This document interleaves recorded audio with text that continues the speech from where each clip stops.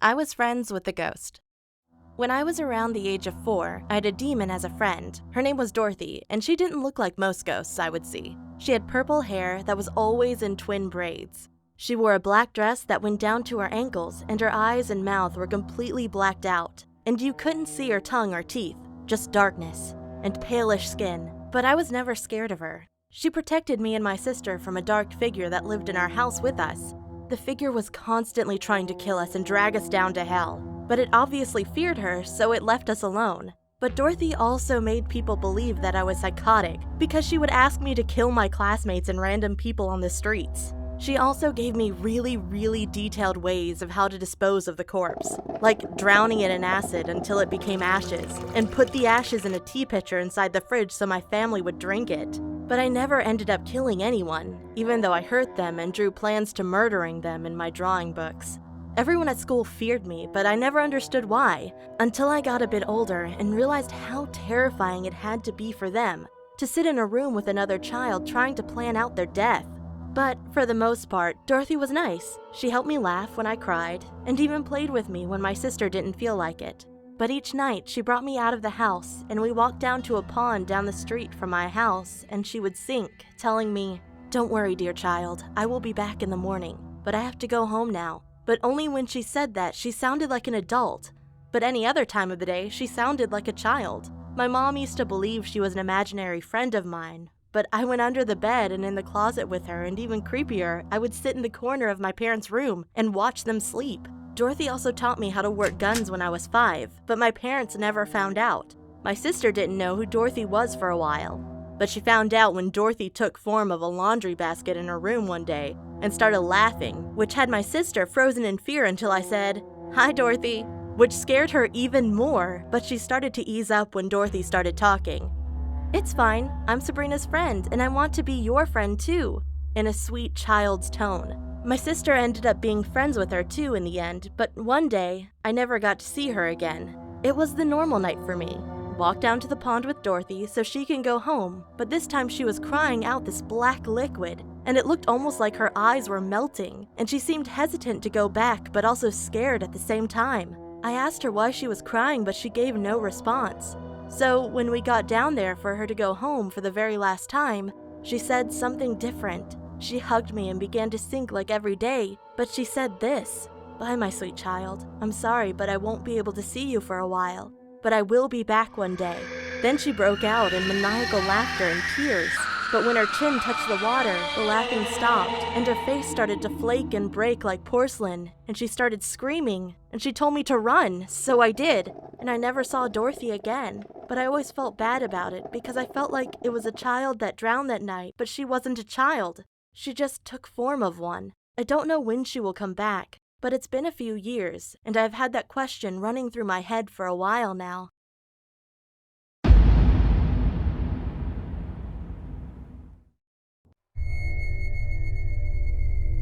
About 10 years ago, when I was 12, I moved into a more safer and calmer neighborhood. About a week after I realized an ice cream truck came every Sunday, I was excited. My mom didn't assist me since I was old enough to do it on my own. When I previously lived at my old house, my favorite ice cream flavor was cherry chocolate chip, hence I've been eating that flavor since I was 3. I never really changed that flavor when ordering, but it was okay. After about 5 months, I started to realize that my favorite ice cream flavor was starting to taste as if there was something weird in it, but I didn't mind it. One day my mom asked to taste my ice cream and I agreed and gave it to her. She tasted it and had a concerned look on her face. Over time, I obviously got bored of that flavor, so I wanted to get other flavored ice creams. Around the time of all of this, I started to feel sick and tired. I blamed it on my lack of sleep. Anyways, I went to order chocolate ice cream. The man selling the ice creams were getting pissed at me, telling me if I was sure that I don't want any cherry ice cream.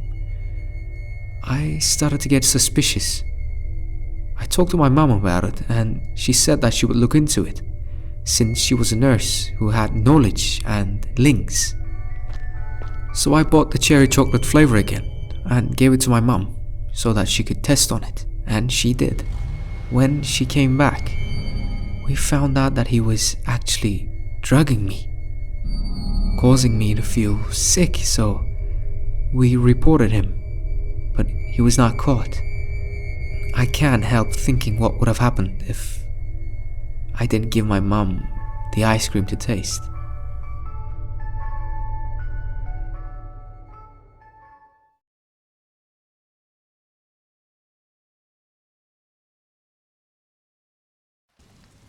I woke up, startled by the sudden sound of thunder. Damn, that scared the shit out of me.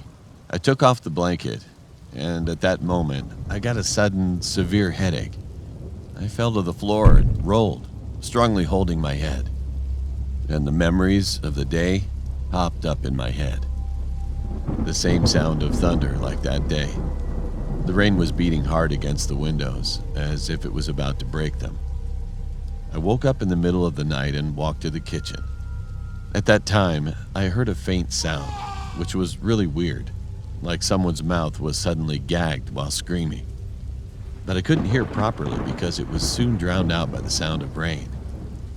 I drank up a glass of water, and all of a sudden I saw something standing at the front door of the next house, which was visible through the window in my living room. With a flash of lightning, I found a vague silhouette of a human who was getting rained on without an umbrella. Thinking if I saw things, I tried clearly to see what it was, but I couldn't because it was too dark. After a while, lightning flashed once again, and I saw a woman and a man dancing together. I dropped the glass on my big toe and groaned with pain.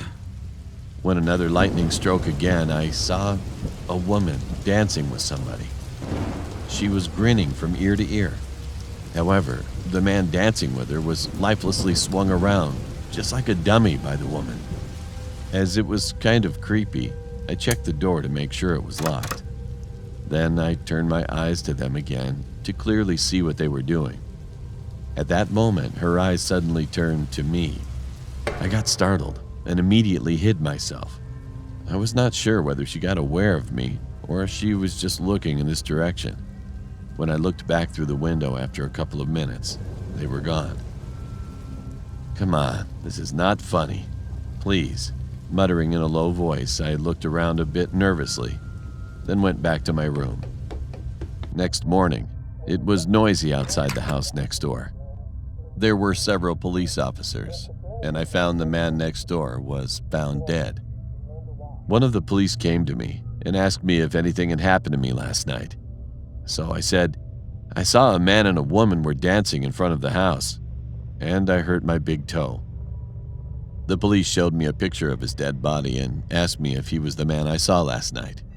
In the picture, all of his joints were terribly broken and twisted, and the body was horribly bloated by rain. It was even hard to recognize, but it certainly looked like him. Then the police showed me another picture of a woman who really looked like the one I saw last night. She was the dead man's wife, who already died 3 years ago. As far as I know, she had a severe mental illness while she was alive. Bullshit! She already died 3 years ago. But how come? I was extremely confused. A few days later, the police came to my house again and said, last night another man living across the way died, completely soaked by rain, just like the previous case. Did you see or notice anything strange last night? I was shocked, speechless. The police continued, take care of yourself on a rainy day, especially when it's with thunder and lightning.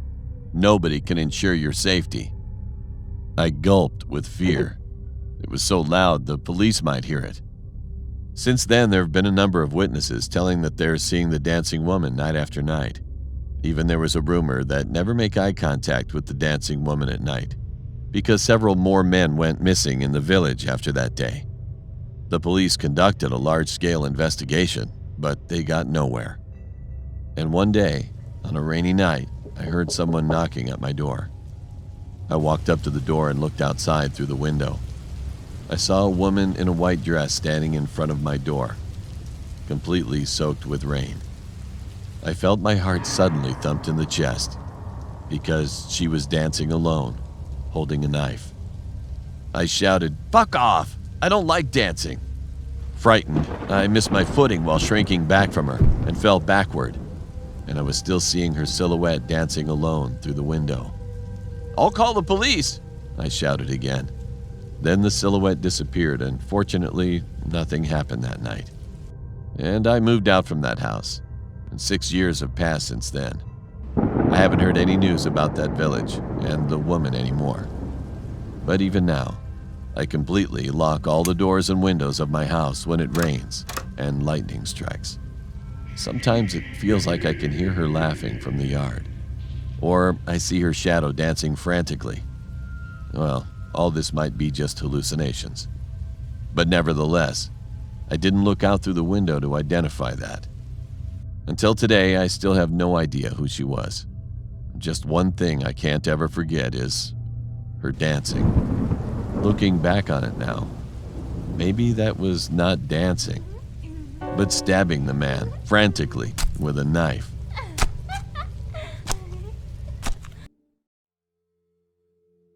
This happened to me 2 years ago, and I still think about it to this day.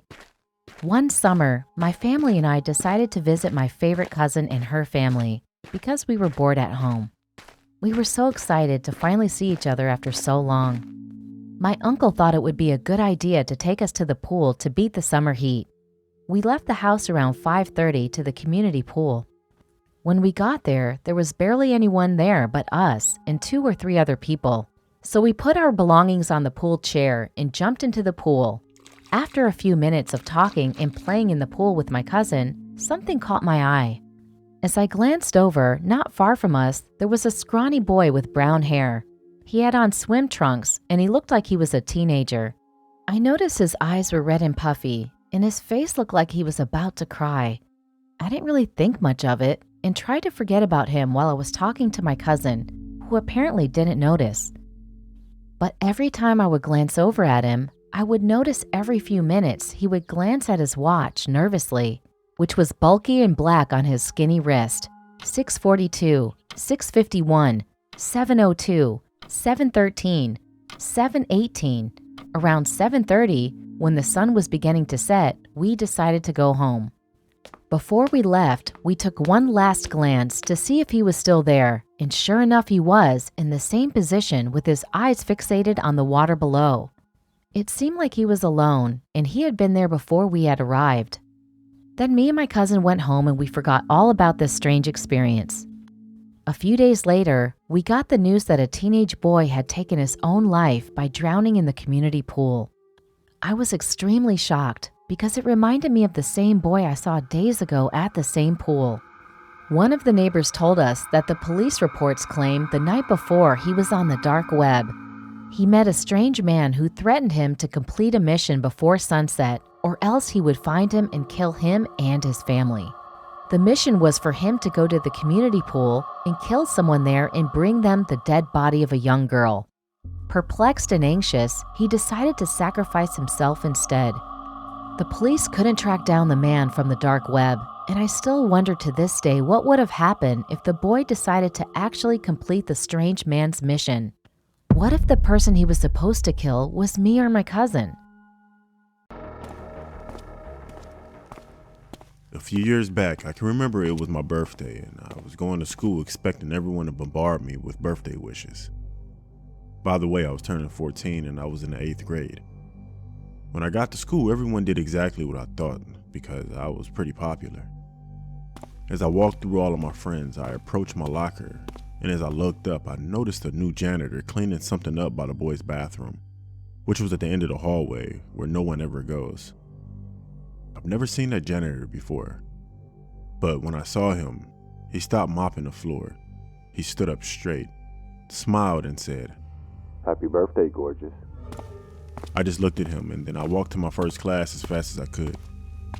By the time we hit 5th period lunch, a few of us noticed that our friend Martin wasn't in school. Every year he would always get the perfect attendance award, so this wasn't normal for him. We all made it to 6th period, and I had to go to the bathroom because I was actually on my period and had to change my pad and pee. When I walked into the bathroom, I noticed that one of the stalls was out of order and another one was occupied. And being that there were only 3 stalls, I went to the middle stall, while someone else was in the one right next to me. So as I was using the bathroom, I noticed that there wasn't any toilet paper, so I asked the person in this next stall to me. I said, hey, can you hand me some toilet paper? And immediately the girl threw some toilet paper on the floor from her stall to mine. I thought that was rude and awkward. So I did what I had to do, and I started to switch my pad when I heard, You definitely look like a grown woman to me. the voice came from above me on my left. I looked up, and above me, peeking over the stall, was that new janitor. He was standing on the toilet. I got up, began to run, but he reached over the wall and he grabbed my hair. It jerked me back, but he lost his grip. I ran out of the bathroom and I ran to the closest classroom and I told the teacher. He ran into the bathroom as the man was running out of the bathroom, and they both ran into each other and fell to the floor. The teacher got up and got on the guy's back and began to choke him as the female teacher told all the kids who rushed the hallway to get back in the classrooms. She also called the police. When the cops showed up, the man woke up. Our teacher actually put the guy out. He put him to sleep. Cops apprehended the man, and he immediately told them to check locker 111. It was a vacant locker. The man said that he was waiting outside of our school in the shadows and saw the boys from our basketball team leaving practice the night before at around 6 p.m. And at that point, it was dark outside, because it was the winter. Then he noticed someone walking by themselves. It was our friend Martin. The man approached Martin in his van, and he overpowered him and he got him to his van. What he did to him was unspeakable. Then he took Martin back to our school, broke in without triggering the alarm, and stuffed him in locker 111. Come to find out, this man didn't even work at our school.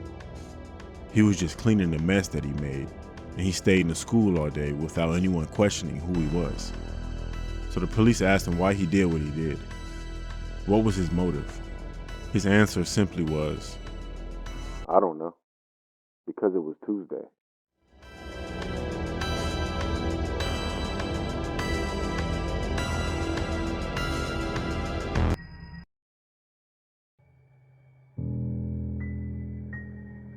This story goes way back to 1998, when I was 16 years old. I was hanging out with a couple of friends of mine, who I will call Ben and Jake. It was a late summer evening on a Saturday, and I was sitting in my room listening to some 80s rock albums, as teenagers would normally do back then. After a while, I got bored and went outside to meet up with my friends. We ended up chilling in Ben's garage, drinking beer and smoking pot. I can't remember exactly how, but we wound up walking down this narrow path by the woods and towards the lake. I guess we got bored of sitting around and went out to go do something. So back in '98, there was this popular hangout spot for teenagers in my neighborhood. So we were hoping to see some other kids there, but when we arrived, we were met with nothing but the sound of crickets. Bummer. So we sat on the bench for a while and just talked for about 15 minutes. Then Jake got the idea to go to an abandoned 2-story boathouse that was by the lake. We had nothing better to do, so we agreed. We soon entered the boathouse and started to explore. I just sort of stood there while Jake and Ben were going around breaking shit. I felt very uncomfortable, and I couldn't quite shake the feeling that we were being watched. We went upstairs where there was an old wooden boat lying there with a fishing net over it. While checking it out, from downstairs we all heard the wooden door to the boathouse creak open, followed by heavy footsteps. We all froze in place and listened carefully. There was around a 5-second break when we heard a terrifying voice call out to us. I know you're here. Come out, wherever you are. The heavy footsteps started to walk towards the stairs as the old floorboards creaked and moaned. Jake went inside the wooden boat, and Ben and I followed. We put the fishing net over our heads and didn't move. The footsteps soon reached the top of the stairs. I can hear you. We were all as still as cadavers as we sat there and listened to this deranged person stumble around, looking for us. I contemplated a plan of escape without being caught, but there was just no way for the three of us to make it past him. And he was closing in on us. We were literally like sitting ducks. The man moved out of sight when he entered a small room adjacent to the boat.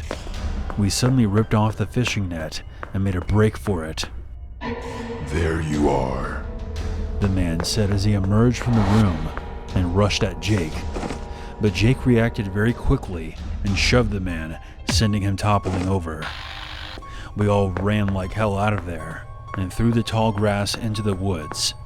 We heard the man give chase, but he eventually gave up. We all went back to Ben's garage and fell onto the couch in exhaustion. Jake then told us that he saw a knife in the man's hand as he fell over. Ben and I sat there in utter shock. Did that fucking maniac really plan on killing us in that old boathouse? To this day, I can't help but wonder, what would have happened to us if Jake hadn't reacted so quickly? This is an unbelievable true story that really happened to me.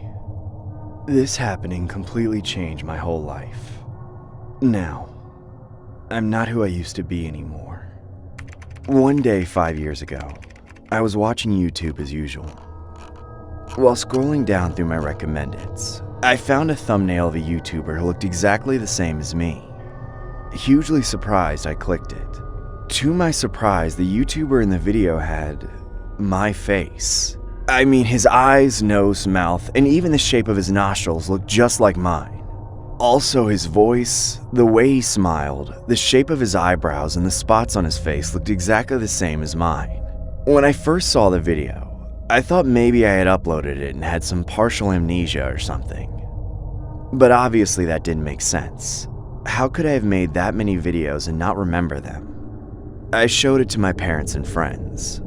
I told them it wasn't me, but they just laughed at me, saying things like, "Don't be ridiculous. So what, is this your doppelganger?" No matter how hard I tried to explain, they didn't believe me. They just kept giggling watching those videos. They were completely convinced that the YouTuber in the video was me. I asked my mom if I had a twin brother or something, but she said, "Are you making a prank video or something like that? Oh, you really are a YouTuber." Well, even if I had a twin, that wouldn't actually explain anything. Even twins don't look exactly the same. Suddenly I wondered if someone made a composite with computer graphics using my face image. But why? I'm not a celebrity or a handsome guy. Why would anyone use my face? I'm just an ordinary dude. So I sent an email with my picture to the YouTuber to figure out the truth. Who are you? Why are you using my face? Or is that really what you look like? I also sent some pictures of my forearm with an old burn scar that I got when I was 7, and my belly button, which looked very unique. I thought these things could never be the same. Several days later, I got a reply from him. He said, "Nice try. You made a composite with my face. I bet my toes that you're fooling around with my picture. Seriously though, if you really look the same as me, I would gladly cut my little toe and send it to you. By the way, how did you know about the scar on my forearm? Who the hell are you? I'm interested. If you really want to prove your face, make a video call to me. That would make for some interesting content." So I video called him. As soon as the video was on, both he and I grabbed our hearts and we began to suffocate. Exactly the same faces. There were 2 of me. I barely pushed an end call button, and when his face disappeared, the pain also stopped. He also looked extremely shocked. I mean, his face looked exactly the same as when I got shocked. I sent an email saying, "Now you believe me? You gonna cut off your toe?" He didn't answer. Then, one day, a new video was uploaded on his channel. with the title, The Doppelganger. When I found it, I got goosebumps all over, but I couldn't help but check it out. In the video, he kept gazing at the camera with an expressionless face for a while. Then, with a bizarre smile, he picked up a mirror and began to stare at himself inside of it. He kept staring at himself for almost an hour, laughing like crazy.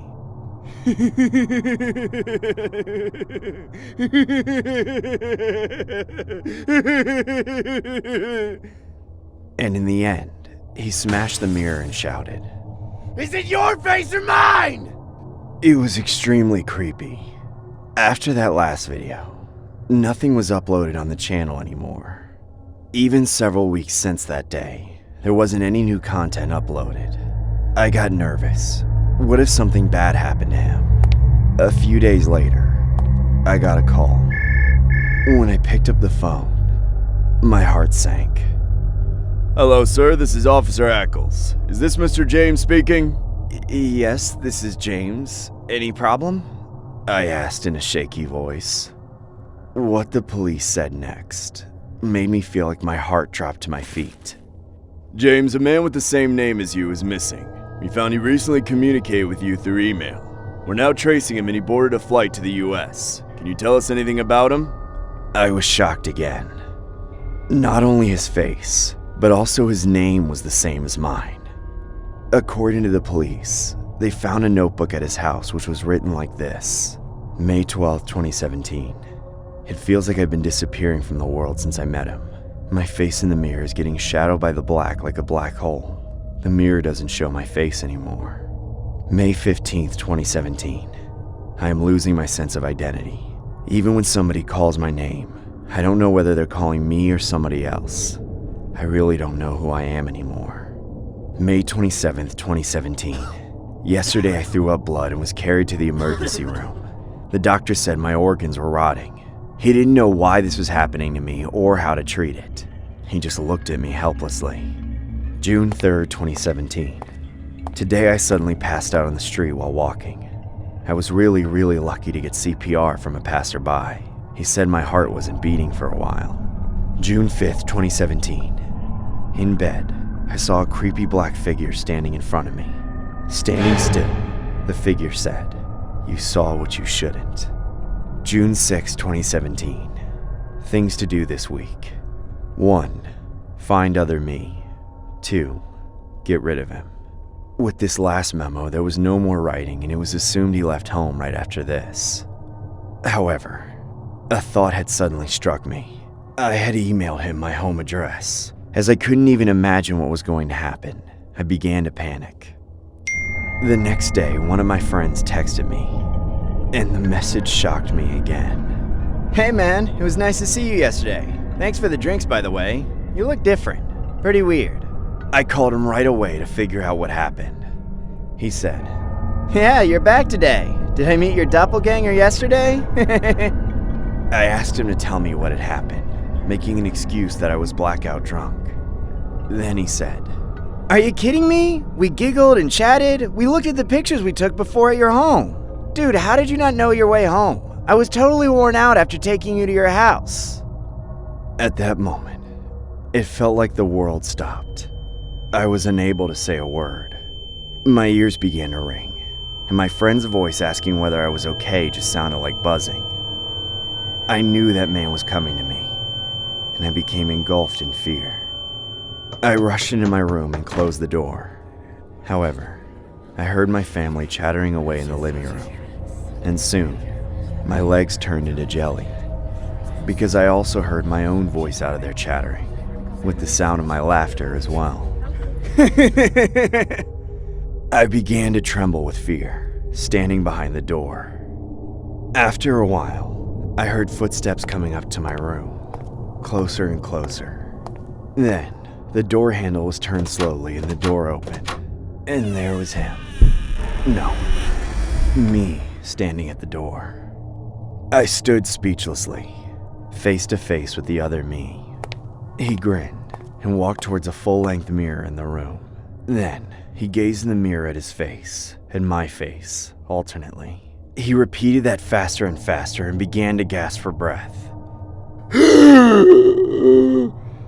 I can't fucking see myself in the mirror anymore! He shouted like this and suddenly rushed towards me with a horrible shriek. Ah! I fell on my back and he shouted while choking me. Why me? If it's between me and you, then you gotta die! It makes sense that way!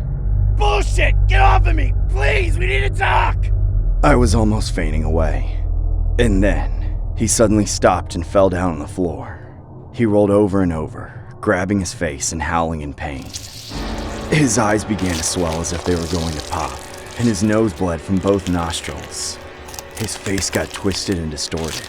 I also heard the awful sound of his jawbone falling off, and the crunching sound from the bones all in his body. I screamed, absolutely paralyzed by that dreadful scene. While he was screaming and rolling over, the sound of his bones and tendons being broken. But soon, he went deadly silent. When I looked at him, his face had turned into a completely different look and he already stopped breathing. I called 911. Since his face was awfully disfigured, the police had great difficulties in identifying him. Besides, his fingerprints were exactly the same as mine, which totally made the police confused. The police searched his house and his belongings thoroughly and got in touch with his friends and acquaintances. But all of them said they didn't know him. After all this, it was closed as an unsolved case, without any result. To this day, I have no idea who he was. Nobody in this world knows who he was. A long time has passed since then, but I still suffer from nightmares. In the dream, he or I come closer and squeeze my throat. I suffer from that pain to death. Then, when I'm almost at my last gasp, I barely awake from the nightmare. I haven't been able to look in the mirror since then. I'm going to get plastic surgery soon. That may be the only way out from this nightmare.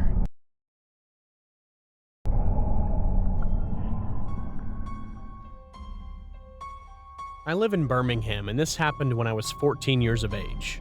My house was situated in the suburban area right next to a dense forest. We had a balcony facing the forest with a glass door from where we could see into the darkness of the forest. One night, my parents had to attend a meeting and wouldn't be back until midnight. So basically, I was home alone with my brother, who was 11 at the time. We had our dinner and went to bed around 8 p.m. Our rooms were upstairs while the balcony and the entrance were downstairs. It was around 9:30 p.m. when I was scrolling through my phone that I heard a screeching sound from outside my room. I shrugged it off, thinking it was the neighbor's cat or something. Exactly 5 minutes after that, I heard the same screeching sound, even louder this time. I immediately checked up on my brother, who was sound asleep. I went downstairs and found out that it was coming from the direction of the balcony, and when I walked towards it, the sound got louder. I walked closer and took a look at the glass door, and what I saw shook me to this day. There were two men. One of them was cutting the other's arm and using his blood to write something on the glass with the same knife. Exactly at that moment, when they saw me, both of them started banging on the door. I was paralyzed with fear, and in spite of that, I ran to my brother's room and shook him up. He saw the fear in my eyes. We jumped from the window of his room. Luckily, it was on the first floor. We heard the sound of glass shattering as we jumped. Both of us ran until we reached the neighbor's house and called the cops. The cops arrived 20 minutes later. All of us went back to our house to check what had happened. I explained everything to the cops and they searched the whole house but found absolutely nothing except for the broken glass door. I still don't know to this day what would have happened if I hadn't been alert enough and what those men planned on doing with us. This happened to me yesterday. I'm Darshana and I'm 13 years old. And I'm a girl that loves to go on adventures. I love soccer and dance and have won a lot of awards for them. My building is a 6-story building, so we had a dental clinic on the first floor. So they had to go down where the tools were kept, and there was a short circuit in the building and a fire happened, and all the tenants in the building ran out. The police and firefighters came to help, and they rescued 4 people from the top floors. So me, my brother, and 4 friends, we were just a little away from the group, and I'm the biggest among all of them. And when I was walking, I saw a shadow from what it looked like someone was chopping something and eating something, so I decided to take a closer look. When I went closer, I was shocked, as there was an old man, and he was usually the one who played with us, and everyone loved him. But after we saw him, we looked down and saw our friend's dead bodies, fully chopped and half-eaten. Then he looked up at us, took the knife, and licked the blood from the knife. And as I said previously, I love adventures, so I tried my level best to fight him.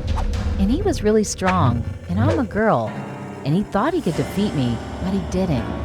But just a little, I got stabbed, and he tried to run behind my brother to kill him, but I threw a stone and kicked him and punched the face of that bloody old man. We tied him up and then showed the police. They were all surprised that I had found the most wanted criminal. They congratulated me, but by the time I fainted, and the next time I opened my eyes, I saw myself in the hospital. They all thanked me for saving their children's lives. I just got out of the hospital. I hope he never comes back.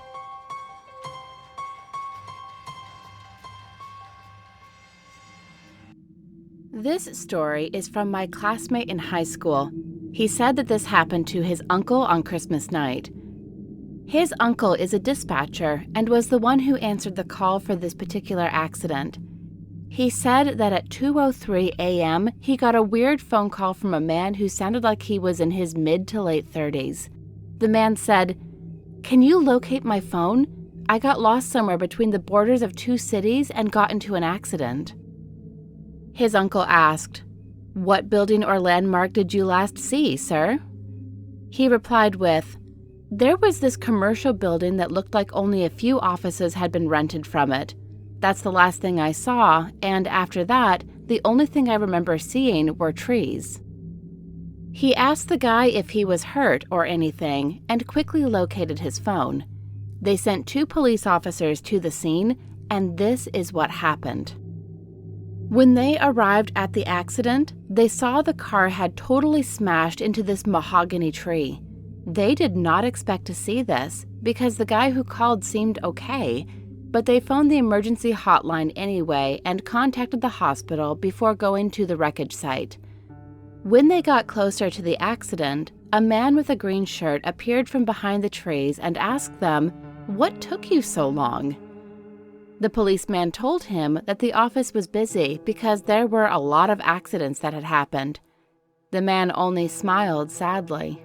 They told the guy to settle in one place because the medics would arrive shortly. The police took photos of the wrecked car, inside and out. There was this one photo where the man in the green shirt was staring sadly at his car. After the police had finished snapping photos, the man just walked away to the back of his car. The police noticed that the car was completely wrecked, but the guy didn't seem to have a scratch on him. One of the cops turned his head to tell the man to settle in one place as the medics had arrived and they needed to question him. But when he turned his head, he saw nothing but the flashing lights of the emergency car. He asked the other policeman where the guy with the green shirt went, and the other policeman said he saw the man walk behind the car. They searched for the guy everywhere, but found nothing.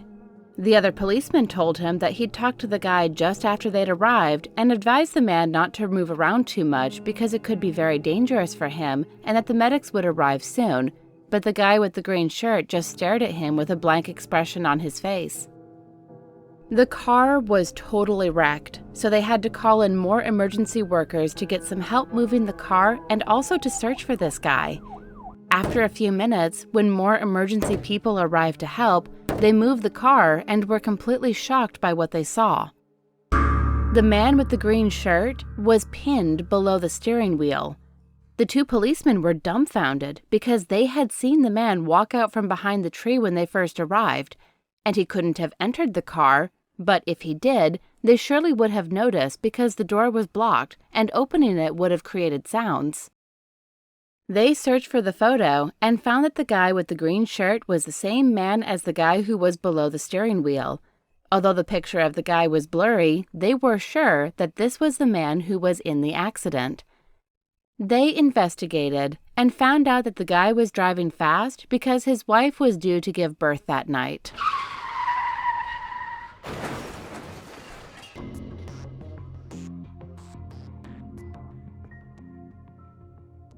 This happened to my husband, Jack, a year ago.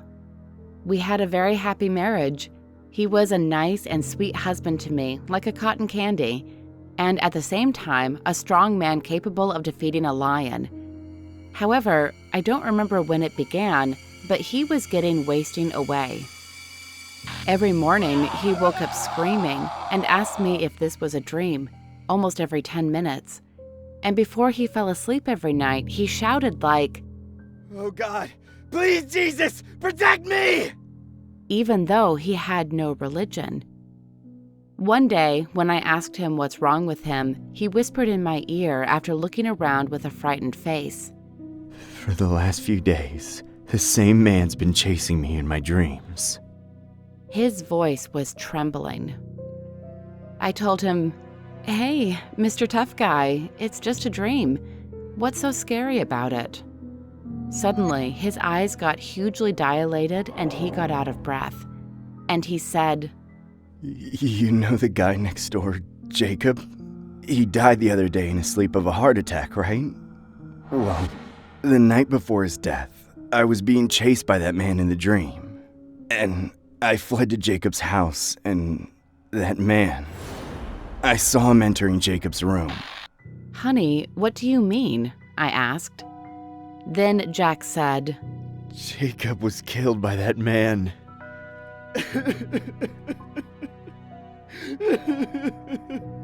He started sobbing like a 10-year-old kid.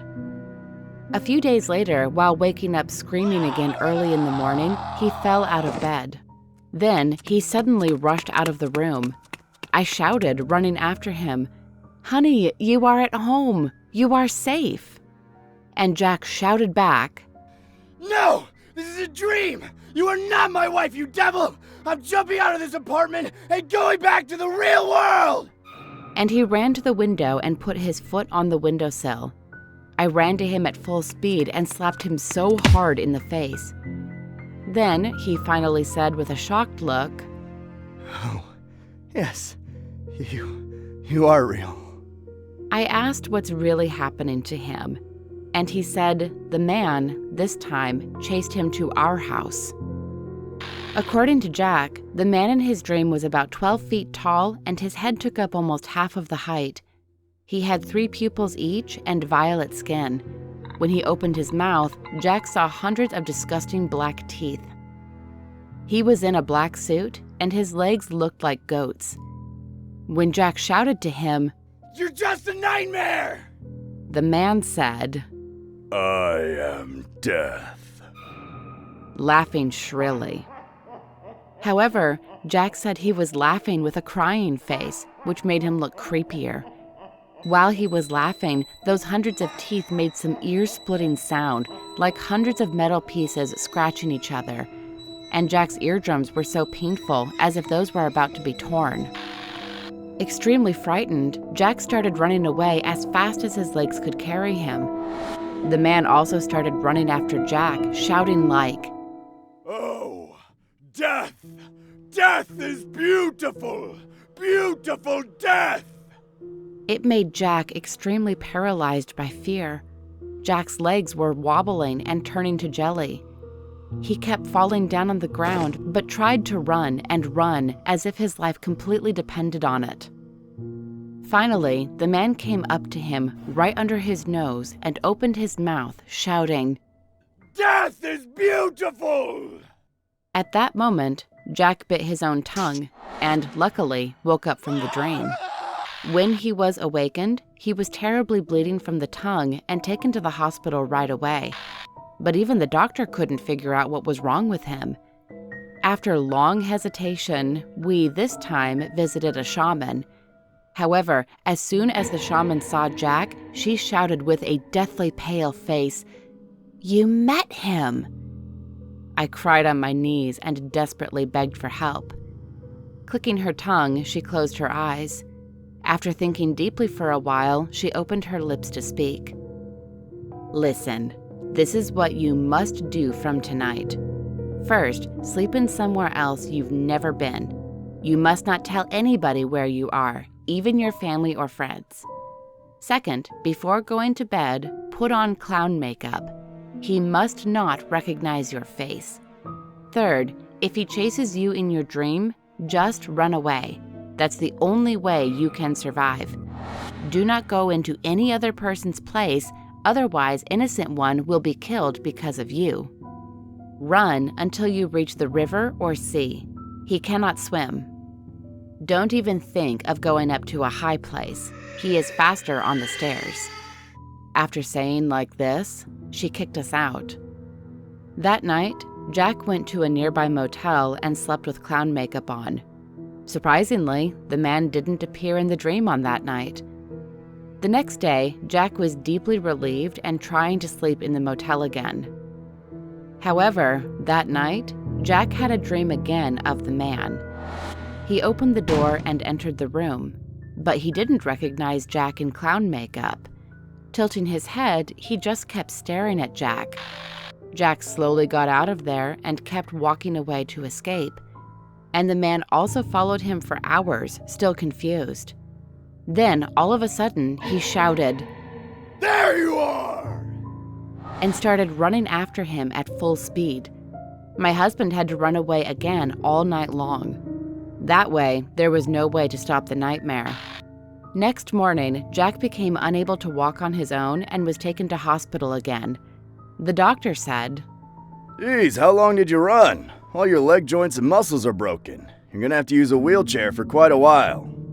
The next night, Jack had to run on a wheelchair for his life in the dream, and when he woke up in the next morning, he became unable to move his arms at all because the arm muscles were entirely broken. Now, there was no option for him but to be hospitalized. Since that day, Jack desperately had struggled to stay awake. Although the doctor kept asking to sleep and rest for recovery, he just drank a lot of coffee to keep himself awake. He had stayed up all through the night every day. On the third day without sleep, his health looked far worse. He even started kicking up a rumpus in the hospital, freaking out with fear and anxiety. My poor Jack begged the doctor to stop dreaming, on his knees. The doctor injected a tranquilizer, saying, "This should put you in a deep sleep, without dreaming." Jack grabbed the doctor by the collar and screamed, "If I sleep, I'm going to die!" drifting off to sleep. Looking at him asleep, the doctor said, "Ma'am, your husband is severely mentally deranged. He will receive treatment in the psych ward tomorrow." Then he left the room. And the next day, just an unbelievable thing happened. In the morning, Jack was found on the floor right next to his bed. He was dead, and his body was already ice cold. He was curled up as if he was attacked hard by something. And what I found on his body was hundreds of red spots, and all of the joints of his arms and legs terribly broken. His tongue was also cut off. The doctor got embarrassed because he could not find a single clue, because Jack was healthy and didn't have any illness, as even I had no idea what killed him. One thing I could think of was that dream. Until now, there are so many questions in my mind that I could never solve. Who was that man, and why? For what reason he showed up in Jack's dream? Everything still remains mysterious. If you see this man in your dream, run. Just run away. And never, ever get caught.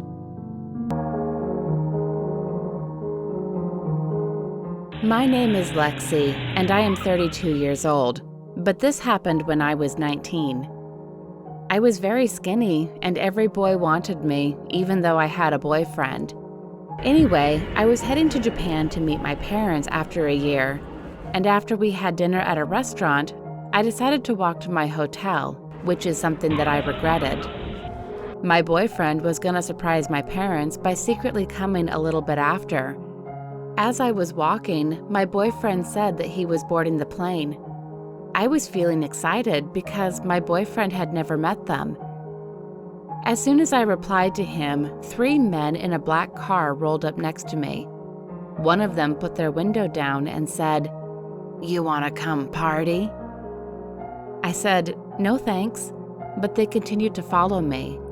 I decided to run, but couldn't go fast because of my heels. They parked their car in front of me and pushed me inside.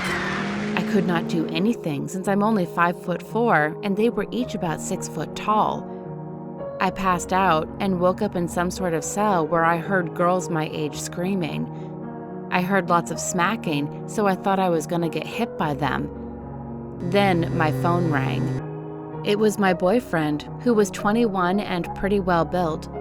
Then we shared locations, but a man came and took my phone. I just sat there, crying. Then 2 men opened my cell and took me to a man sitting on a chair. They put me on him as if he was gonna spank me.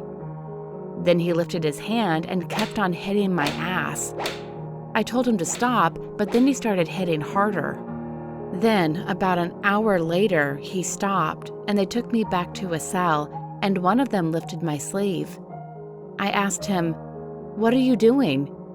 Then 2 men held my arm, and he put a shot in me and quickly covered it. Seconds later, I could feel my body going numb. It was hard to do anything. Then I heard lots of gunshots. My boyfriend owned a gun, and I saw a man coming. It was my boyfriend, and he quickly carried me out of there and put me in his car, but we did not call the cops because if they found out my boyfriend shot them, he could get in extreme trouble. Now I'm 32, and I cannot thank my boyfriend enough for being there. It kills me to think what would have happened if my boyfriend hadn't planned on surprising my parents.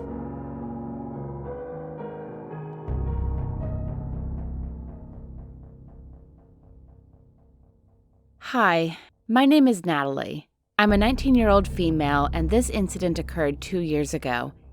This is by far the craziest thing that has happened in my life.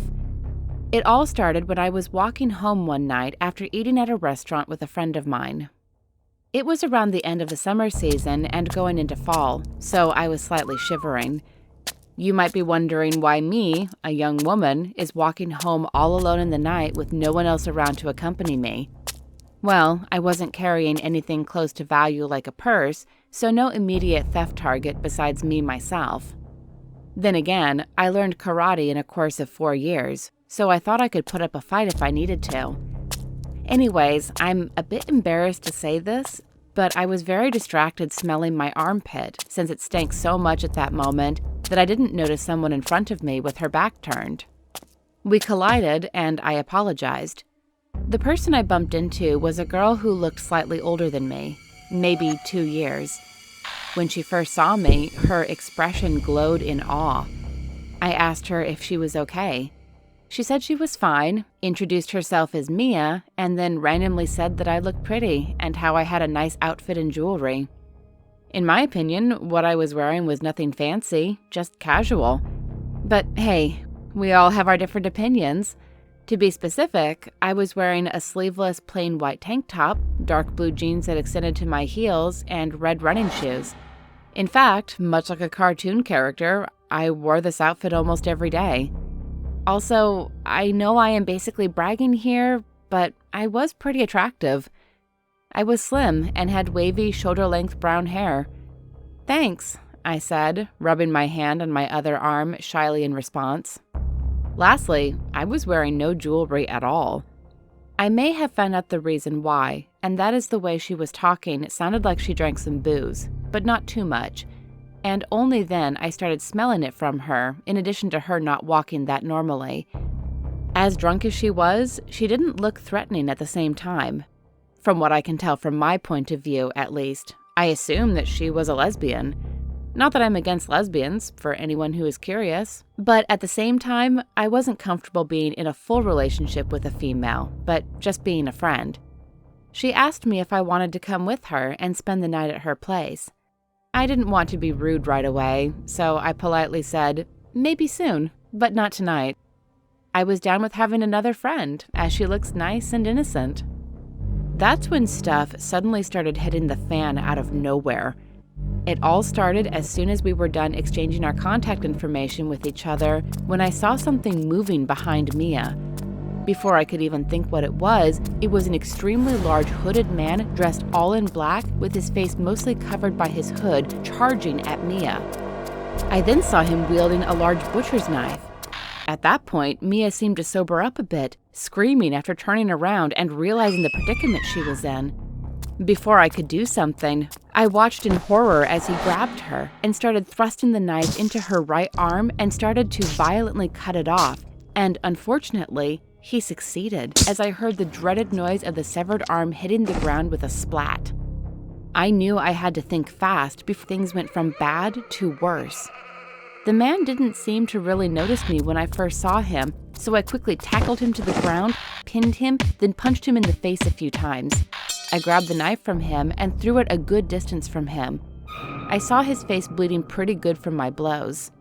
I wasted no time as I told the girl she could come with me to my house so she can be safe, and we both immediately sprinted for my place. Amazingly enough, after what has happened to her, it seemed that the alcohol she drank numbed the pain quite a bit, so she was still able to run under her own power. After what seemed like forever, taking a few detours and looking back to make sure we weren't being followed, we finally reached my place. We got inside, with Mia still rapidly bleeding. My parents were home, and they were really scared and confused as to what was going on. I told them I can explain later, and that for now they need to call 911. I told them the location of the attack, which luckily I still remembered where it happened. A few moments later, an ambulance came along with a police car. Mia was taken to the hospital, while, amazingly, the man was actually found unconscious with all the evidence of the crime occurring still there. The blood, the arm, the knife, everything. So it was easy for police to piece together what happened and arrest the man. Since then, Mia has made a full recovery in the hospital, and we ended up being good friends. She even started to take karate classes herself. Despite that, she still wanted me to walk with her to have each other's backs. What can be learned from all this in the end? I suggest that you should always have your guard up in a situation like this, and to just always have something with you to defend yourself with. Stay safe out there. You can almost never know what can happen out there.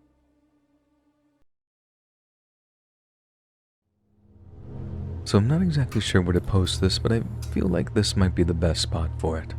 I recently moved down to an apartment building all the way up to the top floor. My balcony is at the back of the building, and the view is mostly trees, but there's some houses and a street directly behind the apartment building, so I can see that too, and I hope that makes sense. I usually sit out on my balcony at night, getting high and listening to music. At night, the view is just darkness aside from the house porch lights and the road lit up by street light. Most of the road view is covered by trees, but I can see a good amount of it.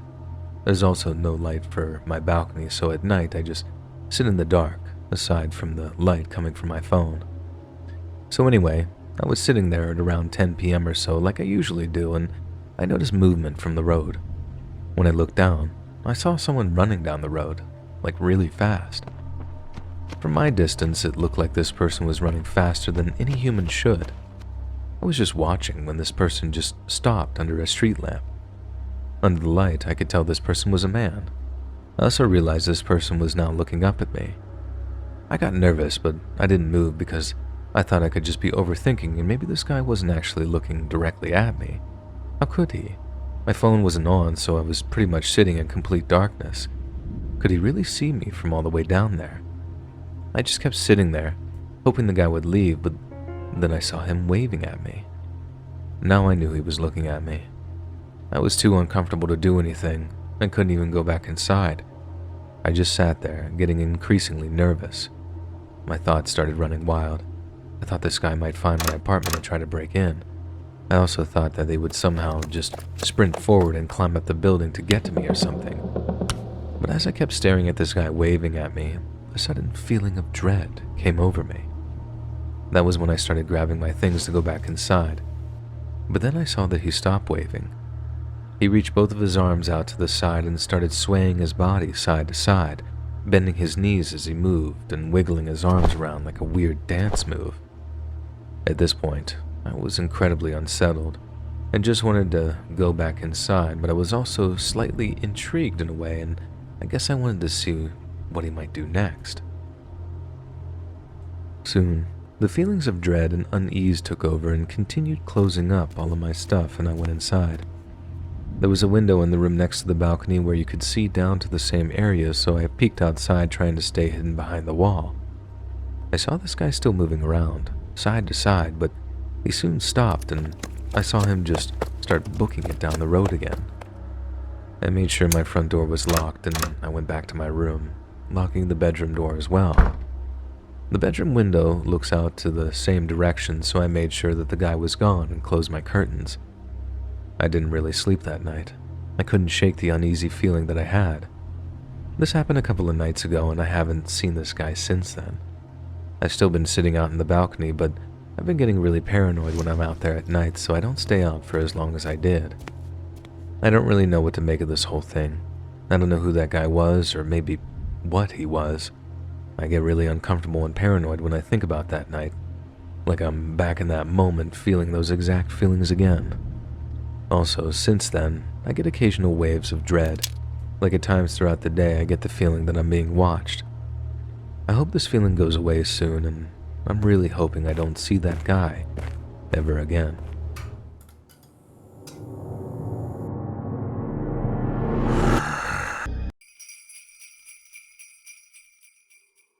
I work as a sculptor. I also adore Christmas. I carved many of the statues in my yard, including Rudolph and Santa. Every day is Christmas at my home. I used to offer prayers in front of a sizable Christmas stocking statue in the living room every Christmas. Santa Claus, I will live a good life. Give me a really expensive gift. Every Christmas when I was a child, my father would dress up as Santa and give me amazing presents. Every year I wait for Christmas to come around. I currently live alone because my father passed away. Even though I'm an adult, Christmas time makes me feel like a kid again. And I offer up prayers in front of the statue of the Christmas stocking. Santa Claus, please make sure to give me a pricey gift. Of course, the Christmas stockings will be empty the next morning. No one can give me a present now that I live alone in my home. Just like that, I fall asleep with a sweet dream. Christmas morning was the following day. When I woke up, I have been taken completely by surprise with the abundance of cash in the living room. I initially questioned my eyes, but after coming to, I looked. They were actual money. The living room was piled high with money. I was so shocked that I assumed this was a practical joke. However, nobody around me had this much money. It wasn't fake money either. I was so shocked that it took me a while to collect myself. Then I noticed something in my Christmas stocking statue that drew my attention. I moved slowly closer to have a better look. There was a sizable object wrapped in a paper like a present. When I removed the wrapper, I recoiled in disbelief. What was inside was a dead body, a woman's body that appeared to have been mutilated. I also saw a tiny message that was attached to it. My hands shook as I retrieved the message. Then I read it. Merry Christmas. It is a gift from Santa Claus. I'll offer you 5 million in cash. However, only if you cope with this woman. How do you feel? It's a really wonderful gift, don't you think? You better not cry. It's a reward that only good kids get. I was shocked and was at a loss for words and felt as though my brain was damaged. I was unable to look away from that enormous pile of cash as the anxiety crept in. That's right. Money also saw the emergence of greed and selfishness. I closed my eyes and inhaled deeply. Then, in front of my eyes, a panorama of many dream scenarios with sports cars, luxurious homes, and yachts emerged. I was tearing my hair out in pain. But how should I get rid of this body? Never in my life I have been giving anything like this. Even though I'm aware of it, I will undoubtedly suffer consequences if I acquiesce to this body. I felt like my brain was going to explode with all kinds of thoughts. I shouted while glancing up at the ceiling. God, Why do you torture me to the suffering on a joyous Christmas day? I debated for a while before picking up the phone and dialing 911. But the phone abruptly rang at that very time. Unknown was the phone number. I heard an old man's voice when I got it. Happy holidays. Did you enjoy your gift? I yelled, "Murderer!" You are the murderer who killed this woman from now onwards. I yelled him to stop this nonsense. He spoke. I simply gave you what you requested. If you're embarrassing yourself, you'll be wrapped up and given as a present to someone else. Do you comprehend? I yelled, "Santa Claus can't even enter my home because I don't even have a chimney. Do you think I'll be scared of you?" The porch bell then abruptly sounded. I glanced at the intercom in shock. A man dressed as Santa stepped in front of my door and said, Santa can get in every child's house. Just like this. My front door's lock beeped after a bit, and then it clicked open. My heart dropped for a split second when I caught a glimpse of the front door partially open. A hand then slipped through the gaping space and waved. Blood was all over his hands. As my hands started to shake, I hurriedly spoke. "What the hell are you looking for?" Between the two of us, keep this a secret. You're a good boy, therefore I think you'll do a great job. Remember that Santa is always keeping an eye on you.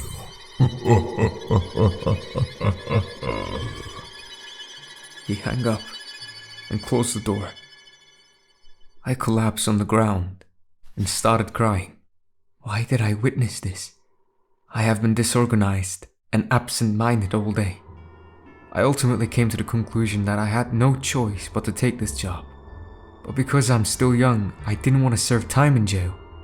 But I also didn't want to be horribly slain by this killer. I made the decision to first see if this money was fake or not. I verified that the bills were genuine by taking some cash to the bank. Then I spent a lot of time debating on how to get rid of this body. And after giving it a lot of thought, I succeeded. I was wrong about how simple it was.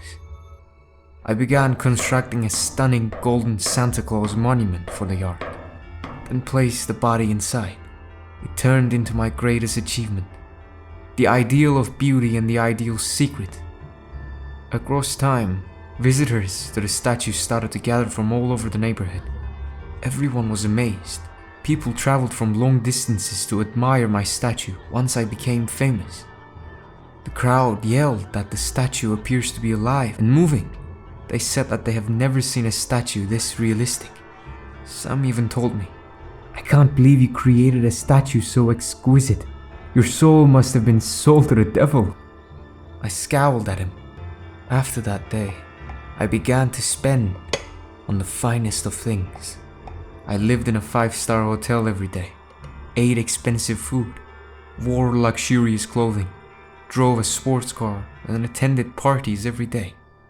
Everyone believed I was a wealthy, self-made individual, but nobody was aware of that unpleasant reality.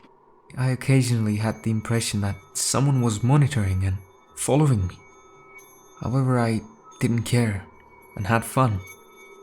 I was appreciative of that enigmatic Santa Claus. Christmas Eve night returned the following year. I received a call from a strange number. Once more, it was the old man's voice. Wow, that statue is awesome. How were you able to get the body inside? Nobody took note? Really, I was impressed. I mean, let's work together going forward. From now on, I will pay you 1 million each corpse. How do you feel? My shaking returned. This time the trembling was one of excitement rather than fear. Without realizing, I yelled, "Boss, I'll handle it. Please." He said, while grinning hysterically. It's funny. From now on, we are all on the same side. The following morning, when I got out of bed, I discovered a body enclosed in a Christmas stocking statue. Good. This time, what kind of statue should I create? I slapped myself when I finally noticed that I was grinning. Although I felt bad about it, I was powerless to stop myself from turning into a monster. Again, I created a magnificent statue and put the dead body inside. I created a statue this time that closely resembles the dead body's appearance. Once more, a bunch of people gathered to gaze in awe. Someone questioned me. After whom was this statue modeled? I want to see this model in person, please. They're not in this statue, is it? I kicked them out. I continued my wealthy life in that way. I was overjoyed. I fulfilled my goal. Everyone admired me and complimented me on my coolness. Santa heard my prayer. He actually gave me a gift. Of course, there were occasions when I worried that everything might eventually be revealed. I questioned myself. Is there really an eternal secret in this world? I was unsure of the question. I always pray that I'll get presents for Christmas the following year. I'm hoping everyone else says a prayer to Santa, so Santa will pay attention to your prayers. Merry Christmas to you all.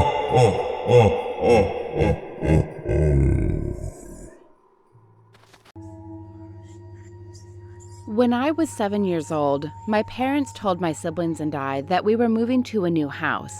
It was exciting. I found out that the house was much bigger than the one we had at the time, which was great because I have a big family. For some details, the house was in more of a rural area, and it was close to a forest. We finished getting everything and everyone situated about a month after we bought the house, and we were all happy with it. I ended up sharing a room with my sister, who we'll call Bella, which her and I were fine with. In our room, there was a big window covering almost the whole wall. My bed was in front of it. I noticed something was a little odd when, after about 3 weeks of being situated, I would hear knocking on the window late at night. But I just blew it off as a bat or something.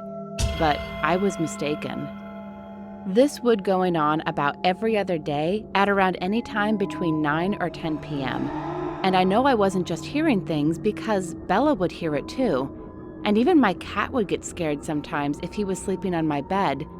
He would be sleeping on my stomach, but when he would hear that, he would get scared and curl against my chest. This actually made me feel safe, so I would be fine. A couple years would go by with the same thing happening.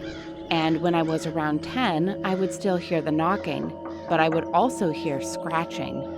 Not scratching like a mouse or anything, but scratching as if someone was dragging their nails against the window. This scared me, but every time I would look to see if something was there, it stopped. I would sleep next to my cat every night, but he eventually stopped sleeping with me because this would annoy him. And on top of that, Bella had gotten her own room, so I was all alone. I had gotten sick of it, and I was sad because my cat wouldn't snuggle with me. I told my parents eventually. "Oh, you're just imagining it. Just stop overeating," they said. This got me a little frustrated, but mostly sad because they just blew it off right away. I even started sleeping in the living room on the couch. This didn't help, though, because the knocking and scratching started happening in the living room. I even tried the bathroom that had no windows, but then I would hear it on the door. I would hear it wherever I would go to sleep. I tried to ignore it, but I couldn't. It was terrible. It got to the point where I wasn't sleeping because the noise would keep me up. As years would go by, there were more noises. By the time I was 12, I would hear knocking, scratching, slapping on the window, and even what sounded like kicking. I hated it. One day when I was 13, however, a whole week went by without any noise at all. A week turned into a month, and a month turned into a whole year. It was great. I would be way more energetic because I would get more sleep, and I was happier because my cat started to sleep on me again. Everyone could see a change in my personality, and they thought it was great, so no one ever asked me about anything. One afternoon, my younger brother, who I'll call Jack, and I were playing with a soccer ball in the backyard. We were just kicking it back and forth, messing around with each other, when I accidentally kicked the ball too hard and it went far into the forest. Jack and I both went to get it, but we couldn't see it or find it anywhere. But we were getting a little far away from our house, so I said that we should go back. "Wait, look," Jack said. I looked where he was pointing, and down a hill, we saw a little wood cabin with a man in the front yard, and he was holding our soccer ball. Jack said we should ask him for it back, but I felt a little uneasy about it. I said we should just go back, but while I was turning around, Jack ran down the hill, shouting, "Hey, you have our ball!" I had to chase after him, and once we were both down, we were in the man's yard. "Oh, I'm sorry. I didn't know it was yours. It just rolled into my yard," the man said. He sounded really nice. I told him that I was sorry and that we were just playing and that I kicked it too far. He said it was fine and gave our ball back. He introduced himself as Tom. He looked to be in his late 40s or early 50s. He was tall and skinny, and he had short brown hair. He asked how old we were. That kind of made me uncomfortable, so I didn't answer. But without any hesitation, Jack said, "I'm 9 and she's 14. We live up there," as he pointed to our house. I looked at him with a concerned look because I thought he shouldn't be telling him that.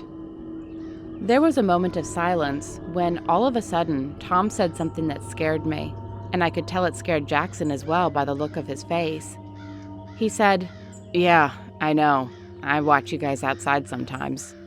He snickered after he said this, which made me even more uncomfortable.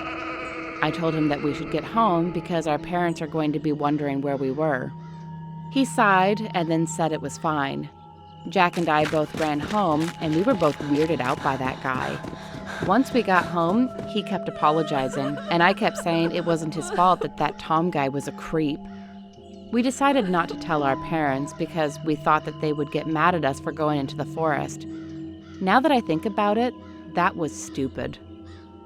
About 1 week after that, I was about to fall asleep with my cat when all of a sudden, knock, knock, knock. I heard the knocks again. I couldn't believe it. A whole year without that terrible noise, and now it's back? I was so scared. This kept going on, so I looked up, and this wasn't a surprise, but it stopped. And when I looked away, it started up again. My cat left my room, which made me even more scared because now I was alone. I was fed up, so I decided to go outside and look if something or someone was there. I got up, walked to the back door, and went outside. It was about 10 p.m., so it was really dark. I don't think to get a flashlight, so I was just trying to rely on the moonlight. All of a sudden, I felt someone grab me from behind and cover my mouth. This terrified me, so I kept kicking. Whoever grabbed me wouldn't let me go and was carrying me into the forest. I cried and kept trying to think of what to do. I thought that I should bite his hand, so I did. He yelled as he dropped me. I then kicked his shin as hard as I could. I then looked at his face. I noticed that it was Tom. "You brat," he said as he tried to grab me again. I started running back home and screaming as loud as I could. As I got closer to my house, I noticed that my dad had come outside with his shotgun and a flashlight. Thankfully, he saw me and started running towards me. He then saw Tom and told him to stay away or he would shoot him. My mom then came outside and I ran to her and I told her to call the police. My dad told Tom that we were calling the cops and to stay where he was. Tom then threw a big rock that he had in his hand right at my dad's head. My dad fell over and Tom ran back to his house. When Tom was nowhere to be seen, that's when we heard 2 police sirens. I told them what happened and how Tom had ran back to his house. More police went to his house while 2 stayed with me and my parents. Eventually, my whole family woke up and came outside. All of a sudden, we heard a gunshot, and then another. In total, we heard 9 gunshots. Once the cops came back, they talked to my parents. I didn't listen, but my mom told me the important stuff. She told me that once 2 police got there, they broke down the door, only to see Tom sitting on the floor with his back turned to the wall. When they told him to stand up and to put his hands behind his back, Tom stood up and quickly turned around and shot one of the police officers. He kept shooting wildly at the police officers when one of them was able to shoot him. Tom had killed 1 police officer and injured 3. However, Tom himself had died. The police said that when they searched his home after he was down, they found pictures all over his walls. The pictures were of me, Jack, Bella, my mom, my dad, and so many other of my siblings, along with some of many young girls and boys. It was horrible to hear. The police also said that they had found a total of 3 dead bodies in what they thought must have been his room. I just knew that he was the one who was knocking on my window all these years. I was scared to know that it was actually a man who was doing it, but I'm relieved that it has now stopped. My family and I still live in the same house, and my cat has gotten used to sleep with me again. I'm really happy that things have gone back to normal. Sometimes I still have dreams about Tom, though, about his chilling smile and about how he would make noises on my window. Knocking, scratching. It's horrible. I would hate for anyone else to have to go through this.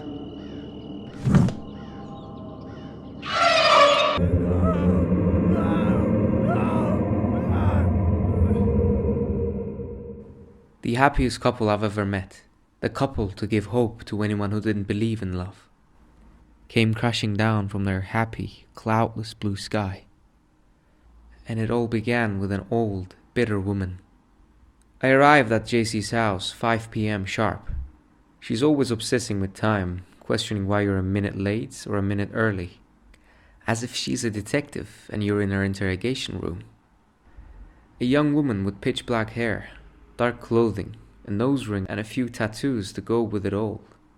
Her home decorated not too differently from herself, with pumpkins sitting on the porch in September, black wind chimes, and a very welcoming rug at the doorstep that reads, "Leave now." I felt special being the only person she trusted. Still, it took me a few knocks and even a reluctant ring of the doorbell to get her to answer. "Hey," I began, ending the awkward stare down she always initiated when that door opened. "Ralph," she said, smiling. "How you doing? Good? Good. Yourself?" She took a moment to trace the floor with her left foot. "Good. JC and I had planned a movie night. Well, as long as the movie wasn't too long, as she never allows anyone, even me, inside her home after 9:30 p.m. My nostrils were introduced to a scent of fresh batch of cinnamon cookies. I'd hoped that they were for me, for us, but JC brought back a bowl of popcorn and soda for the movie instead, which was fine. I certainly wasn't going to complain and then end up losing her trust for the next 2 decades.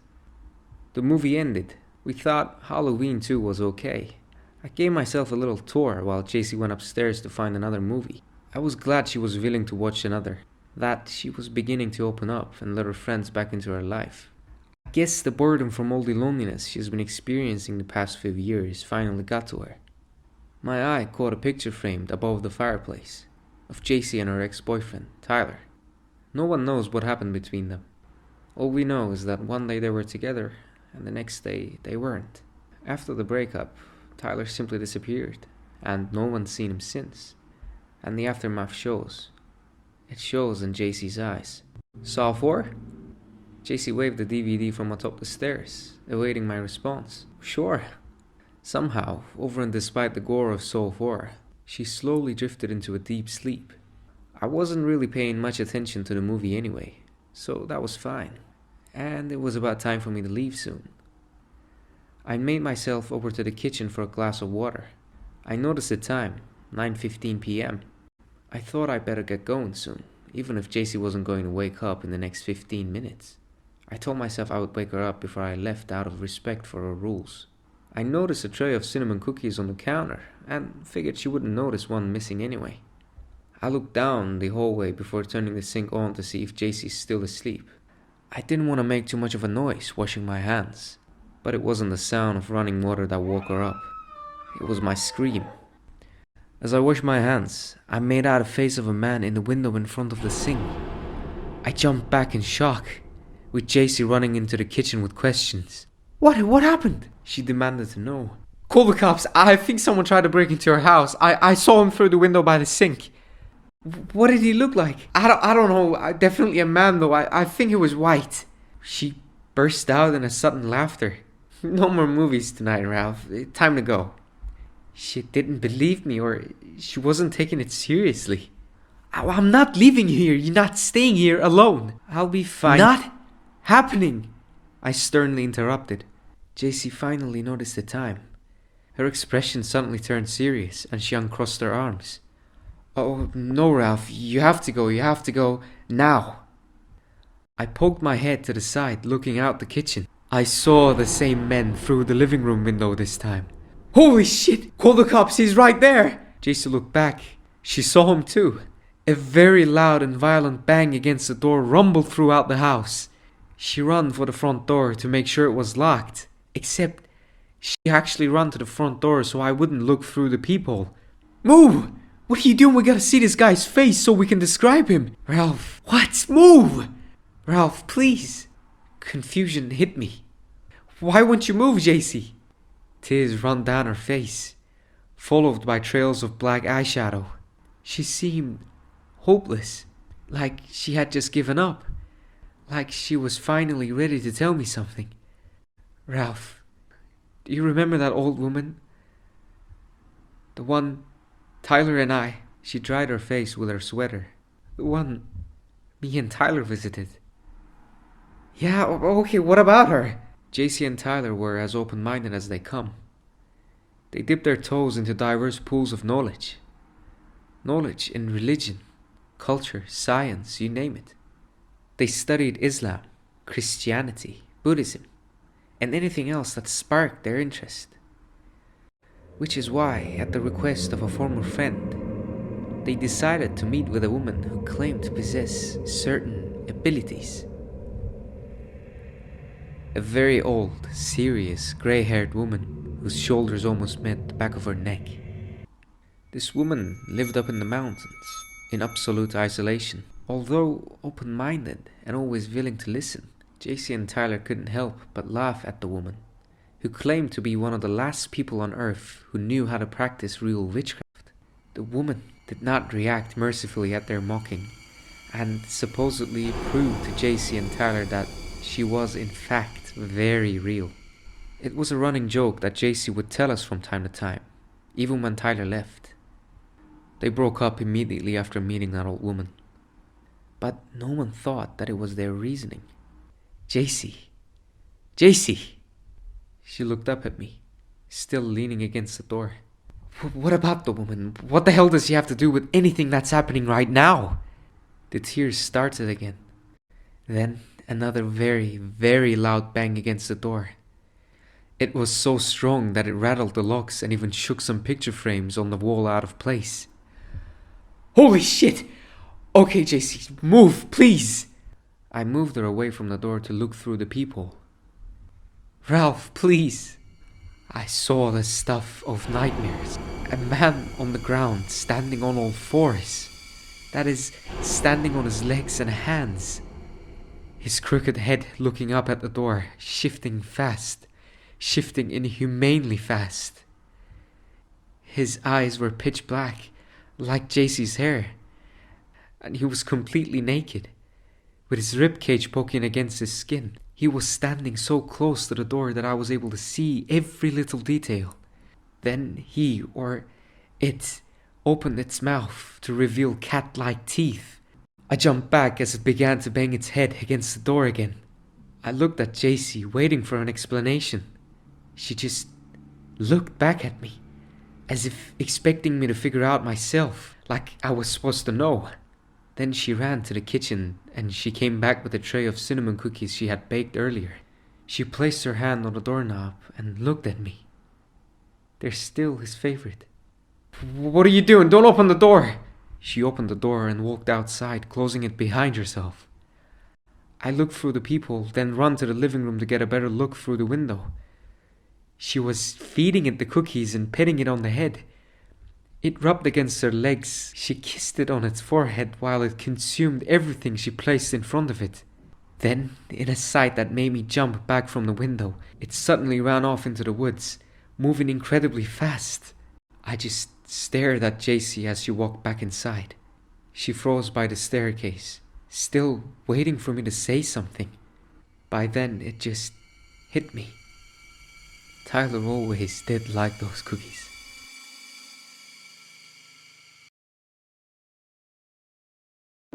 So, I'm a big horror fangirl. I'm 20 years old, and over the past year, I've been collecting from the figures to the mask to even life size. I won't say this story was terrifying or anything, but to me, it basically saved me. I'll try and make it simple. I'm a big Michael Myers fan, and last October I bought a life-size figure of him. Oh, and a Chucky doll too. And not just one of the cheap ones, the replica-looking ones. Some may call me crazy, but what's not to love about horror, right? I keep everything stored away at the moment, apart from the life-size Michael, which he stands around 6 foot. He's not a cheap-looking guy either. He looks like the real deal. The replica mask, real coveralls with blood, and even a knife too. He stands in my room right next to my bed. And even though it used to creep me out seeing a dark black figure in my room, I eventually got used to it. Like to the point where I actually felt comfortable around him. I don't move him anywhere else though, as nobody in the house really liked him. Anyway, now that that's all out of the way, here's the thing that happened. So last year when I received him, I was home alone watching films downstairs when I then heard a thud upstairs.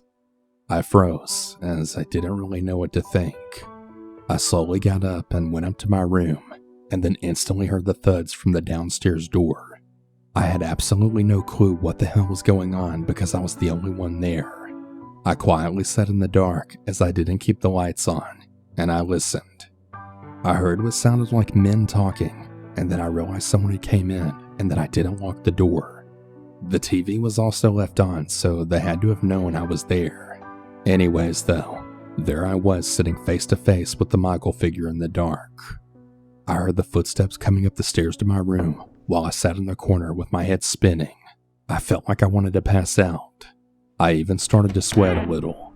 My door then opened, and there I'd seen a hooded figure walk in and head straight towards me. He had something in his hand, something sharp, like a pocket knife. I was leaning against the cold wall more and more, wanting to grab something, until out of nowhere, Michael's arm then started moving. Bear in mind it was still dark, so this guy had no clue that Michael was behind him until he heard it move. I also want to add that it wasn't an electrical noise. It was the material of the arm rubbing together. The man then turned around and instantly yelled. And I mean, I've never seen a man run so fast in his life. The man then started yelling, "Go! Get the hell out of here!" to some other guy that was in a van outside. I stood up and watched them as they drove off. I then noticed a crack in my window. Obviously, these freaks were throwing rocks in my window, possibly to distract me, but I didn't care about that. I turned around and just stared at Michael because I really had no clue that he could even move. I started investigating and then realized he was an animatronic the entire time.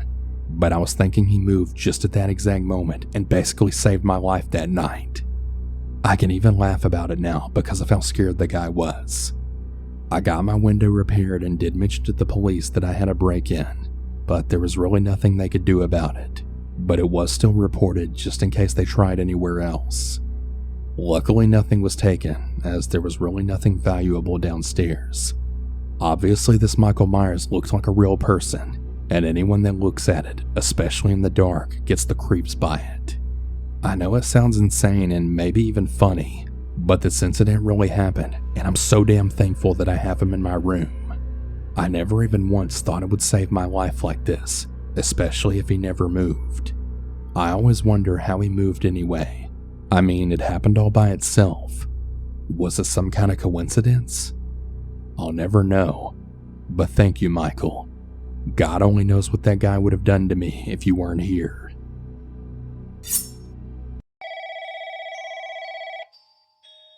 It happened in December 2018. I've been running a pizza store for a long time in a small neighborhood. I got an order call around 12 p.m., which came from an apartment building B, number 201, which was located in a remote area. It was almost the closing time of the store, so I was sure there will be no more orders. And to save about $5 for the delivery fees, I decided to deliver it myself. When I rode my motorcycle following the mobile phone navigation, I saw apartment A written on a fairly old wall, so I thought the building next to it would be building B. So I stopped my motorcycle nearby and went into it. Since the building was so old and unmanaged, the numbers on the doors were worn out, and all the sensors did not light up while I was going up the stairs. However, I know that many old apartments are often out of light, so without thinking about it, I just turned on my cell phone flashlight and continued going up the stairs. There was an amulet attached to room 201. And reading those Chinese characters, it wasn't that important meaning. And I checked the number to see if the number was correct, knocked lightly on the door, and heard a woman's answer. And I heard the sound of people standing up. Then the footsteps entered somewhere from the living room. I felt like I could hear the floor creaking well when she walked, maybe because it was an old apartment. They don't have to look for the wallet because they paid in advance. I was wondering at first, but decided to wait a little longer, just in case something happened inside. So I waited in the dark for 3 more minutes, but there was no sign of people coming out. I knocked again and rang the doorbell, but after that, no answer was heard from the house. And beyond the door and upstairs, I could hear laughter from some kind of entertainment programs on TV. I waited to see if the person inside went to the bathroom and knocked again, but no one didn't answer. I couldn't wait any longer, so I called the number I got. Fortunately, the phone was connected quickly. "Pizza delivery. Please, open the door." It seemed that the person who had ordered wanted to give her children at home for a late-night snack while working overtime at work. "I'm working outside right now. Our apartment is divided into A, B section, and A2, B2 section." "I think you went to the wrong apartment. People often get confused. The A2 and B2 buildings will be demolished soon, so no one lives there right now." When I heard that no one lives in building A2 and B2, the TV sound heard beyond the door and upstairs suddenly stopped. When I see other scary stories, usually the TV sound would have become louder, or something would have run down from upstairs, but I just could feel the cold coming up my ankle at the same time as the sound was cut off. I said okay and hung up the phone and came down the stairs with a flashlight on my cell phone. It was only the second floor, but the cold came up to my back neck as I was going down and, surprisingly, disappeared as soon as I came outside.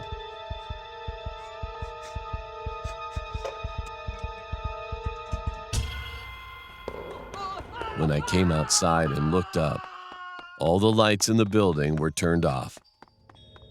I mean, the lights of 201 and 301 were literally turned on at first. I wanted to go back right away, but I had to complete the delivery anyway, so I walked around the building for a long time and finally found Building B. The apartment's lobby was lit up and seemed that people were living it there. And when I knocked on the door at 201, a grandmother and 2 children opened the door right away and took the pizza. Because I left my motorcycle there, I had to pass in front of Building A2 again. But there was only silence, as if nothing had happened. What were the answers, TV, and laughter that I heard in Building A2? Sometimes I get goosebumps when I think of that day, even now.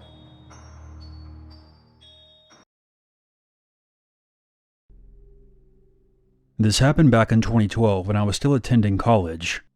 Me and a few friends of mine opted to band together and rent out a one-bedroom apartment near the campus.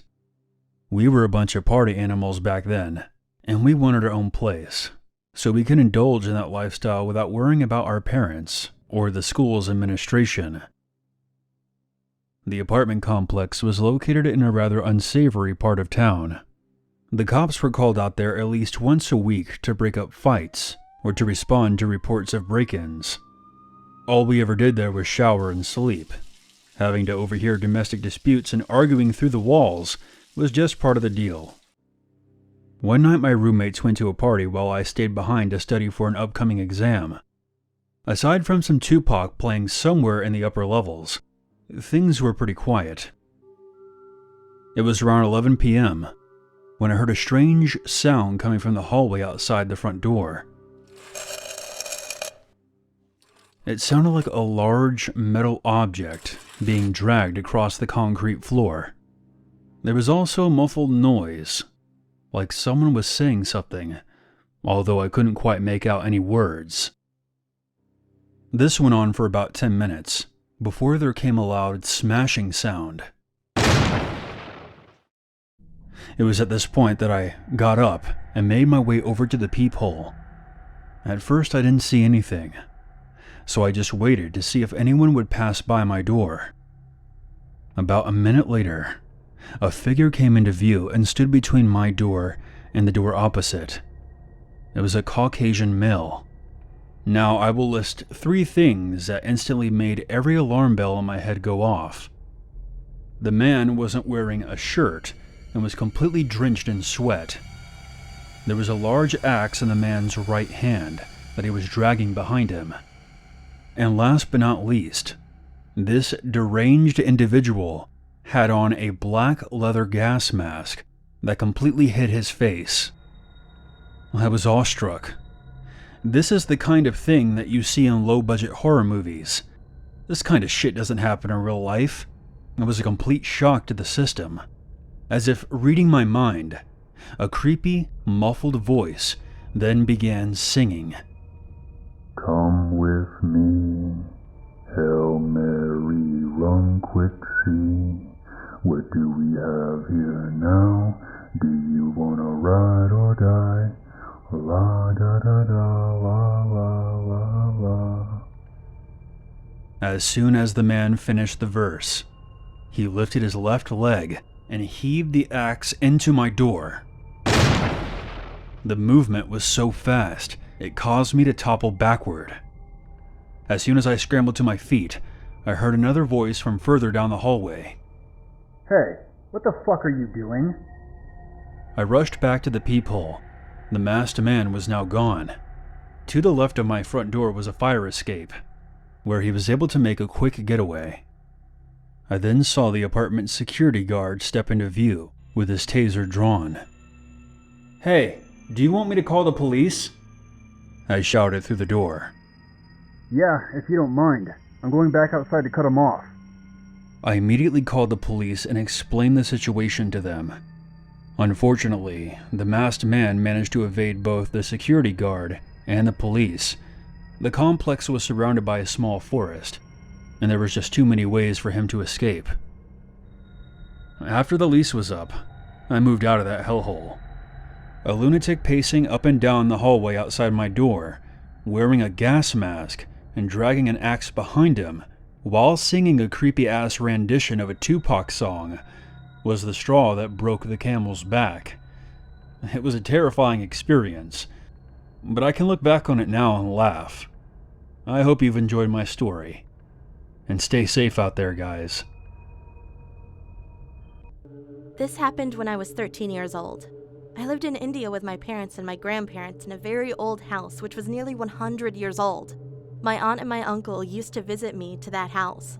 We have CCTV footage in our house as the area is a little dangerous. The house has a terrace, which is from the first floor where my aunt and uncle stayed. Anyways, one day when I came to home from walking my 11-year-old Labrador, I saw that everybody in the house were arguing and yelling. I ignored it and went to see my friends. The next day, I was surprised when I saw the same fight continuing when I returned from meeting my girlfriend. I thought it was a reoccurring fight, so I ignored it too, and I went and did my homework. The next day when I woke up, I had the most chilling part of my life. My dog was dead, and a guy was beaten to death by someone inside our house. I wanted to scream, but I couldn't as the scene was very horrifying. The head was smashed and the blood was in a pool. I woke up my parents and I yelled on top of my lungs. My dad called 100, which is the police number in India. The police came at 5 minutes, and they took the body in the ambulance which came with the police car. One cop began to ask questions to us, and they found no weapon or tool lying nearby. The most chilling part is that the police found nobody in the CCTV footage coming and going outside of our home. A guy jumped into our corridor and my dog barked at him. He stabbed the dog with a dagger, and when he went near our gate, he was pushed by someone who was not there in the camera, and he was beaten to death. He was moving as if someone was beating him. Then he passed away. My parents and I went to a Shiva temple near our house in our car, and we saw the priest. The priest came to our house and performed some mantras and looked at us and said, "She is very angry. She is guarding you." We looked at the priest confused. Then what he said was very chilling. Turns out a 15-year-old girl was staying in our house before it was sold to us, and she was brutally raped by the guy who got beaten. I was shocked from that instant. We moved out of the house. We never went to the house again.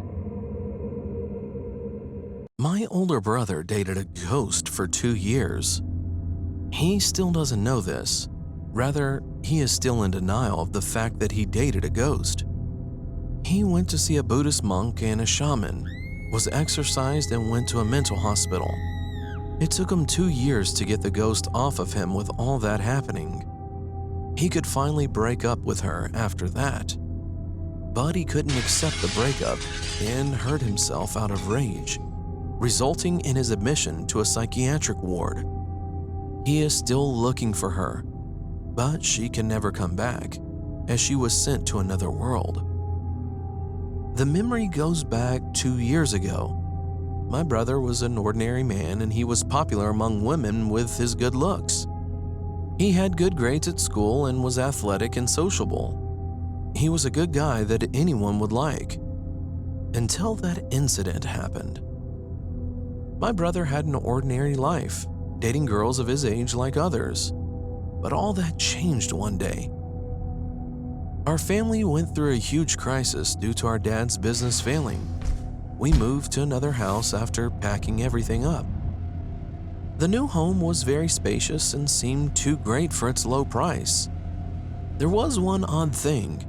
The day before my dad signed the contract for the house, my dad's mom, that is my grandmother, had a dream, a terrifying dream. In the dream, Grandma followed us when we were entering the house. And once she entered, all of the family was weeping and staring at her. The scene was very spooky to her, so Grandma called Dad right away.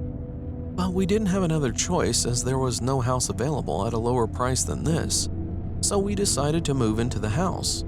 We thought nothing terrible could happen and considered Grandma's dream just a silly dream.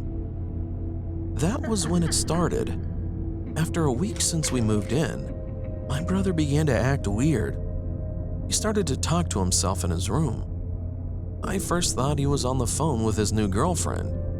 He was talking in such a sweet and soft voice, just like talking to a girlfriend. Every time I ran into him in the living room, he looked delighted with cheeks flushed with joy. I thought to myself, he must have started dating. Good for him. But one day, that shocking thing happened. I went into my brother's room to ask him to go exercise with me. He was talking to someone in a gentle voice, but wasn't on the phone. He was talking with his hands posed as if he was hugging an invisible person. I was so shocked and shouted to ask what was he doing. He replied, "Oh, you've never met my girlfriend before. Say hi. This is Mia." I told him to stop messing around. To my surprise, his hands were posed as if he was really hugging someone. and his natural pose really made me feel like there was someone there, and there were his nonchalant face and tone. My brother continued, "Why are you ignoring Mia? Aren't you going to say hello back?" I really felt like someone else than my brother was staring at me, and even though it didn't make any sense, it felt so real that I almost thought I was the weird one. Confused, I ended up running out of the room. I thought I should let my parents know of this incident as soon as possible, and I did tell them everything. They didn't believe me at first, but they also witnessed the scene not too long after. They were also shocked by my brother's actions. Dad lost his temper and yelled at my brother at first, but my brother wouldn't listen. My mom tried to persuade him and tried to talk to him, but communication itself was impossible. My brother was already out of his mind. After that, we have invited shamans, monks, and priests known for their powers, but all of them would just say that my brother is possessed and none of their exorcism would work. We went to several mental hospitals and psychiatrics to no avail. Strangely, my brother lost weight day by day. 3 months later, he was only left with bones like a corpse, but he still had a happy look on his face. He would always say with an empty gaze, "I'm happy, so happy." Made me feel like I'd go crazy. He kissed and hugged the empty air. I witnessed that craziness with my own eyes. During that time, my brother lost more than 30 pounds of weight. I thought my brother would end up dying like this. My mom became ill in bed from the shock. It felt like the entire family would be falling apart at this rate. Finally, Dad suggested that we move to a different house. We decided to move into a tiny house. We couldn't help it because we didn't have money. The new house was so tiny that our family wouldn't have any personal space, but it was more important to save my brother's life. So we ended up moving to a new house as soon as we could. Then my brother started to lose his mind. "Where's Mia? Mia's gone." In his madness, he started to throw everything around him. He destroyed the entire house. He stopped eating, and the situation grew worse. One fortunate thing was that he isn't dating a ghost anymore. It seemed like he was slowly coming to his senses. But the thing is, he was suffering even more from love sickness. In the end, we forced him into a psychiatric ward. My brother finally started to calm down with medical help, and our family found peace again. My brother still doesn't know or understand that he dated a ghost. He still asks me if I heard from Mia. I tell him no every time. How can a ghost reach out to me? But to this day, I sometimes hear a knocking sound in the middle of the night. I would wake up by the sound, terrified. Of course, there was no one there, but I think it might be Mia looking for my brother.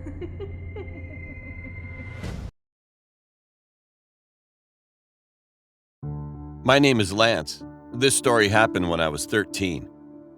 My older brother, Carl, had a group of friends that always came over to our house.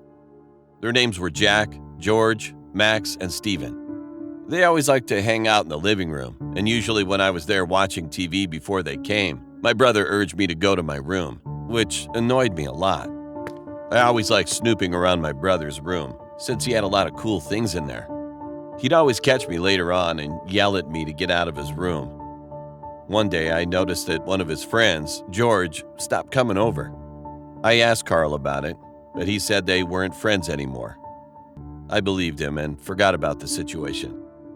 Then I started to realize that my brother was spending a lot of time upstairs in his room and told me not to enter his room at all. He sounded really serious, so I stopped snooping around in his room. His room began to smell really badly, and I asked him what that disgusting smell was. He nervously said that it was some of his gym clothes, and for some reason, I believed him. One day, my parents had gone out, and it was just me and my brother that were home. I was in my room playing on my PlayStation when my brother walked in and asked me if I wanted some pizza for dinner. I immediately said yes, because it's pizza. It's my favorite food. He nodded and then told me he was heading off to the pizza place. Before he closed the front door, he told me, "Please don't go in my room," and left. A few minutes passed and I got bored playing on my PlayStation, so I began snooping around in my brother's room. I know, I completely ignored my brother's rule, but I'm that annoying little brother that makes you want to just smack me. I started going through his drawers but didn't find anything interesting. As I made my way near his bed, that familiar, disgusting smell began to come. I searched his bed to see where that source of the smell was. I then realized that the source was underneath his bed. I bent down and peeked underneath the bed and found a human-sized duffel bag. I began to panic because I thought that there was a body. And as I unzipped the duffel bag, I saw my brother's friend, George, dead. The smell was coming from George's body. I screamed and ran out of the house. I ran over to my neighbor's house and begged her to let me in. I explained to her what I just saw in my house, and she called the police. The police waited for my brother to come home, and when he did, he was immediately arrested. It turns out that George had stolen $200 from my brother, and this angered my brother and caused him to beat George to death. I didn't understand. My brother was such a nice person, and I couldn't imagine him doing something like this. He was sentenced to life in prison, and I haven't seen him since.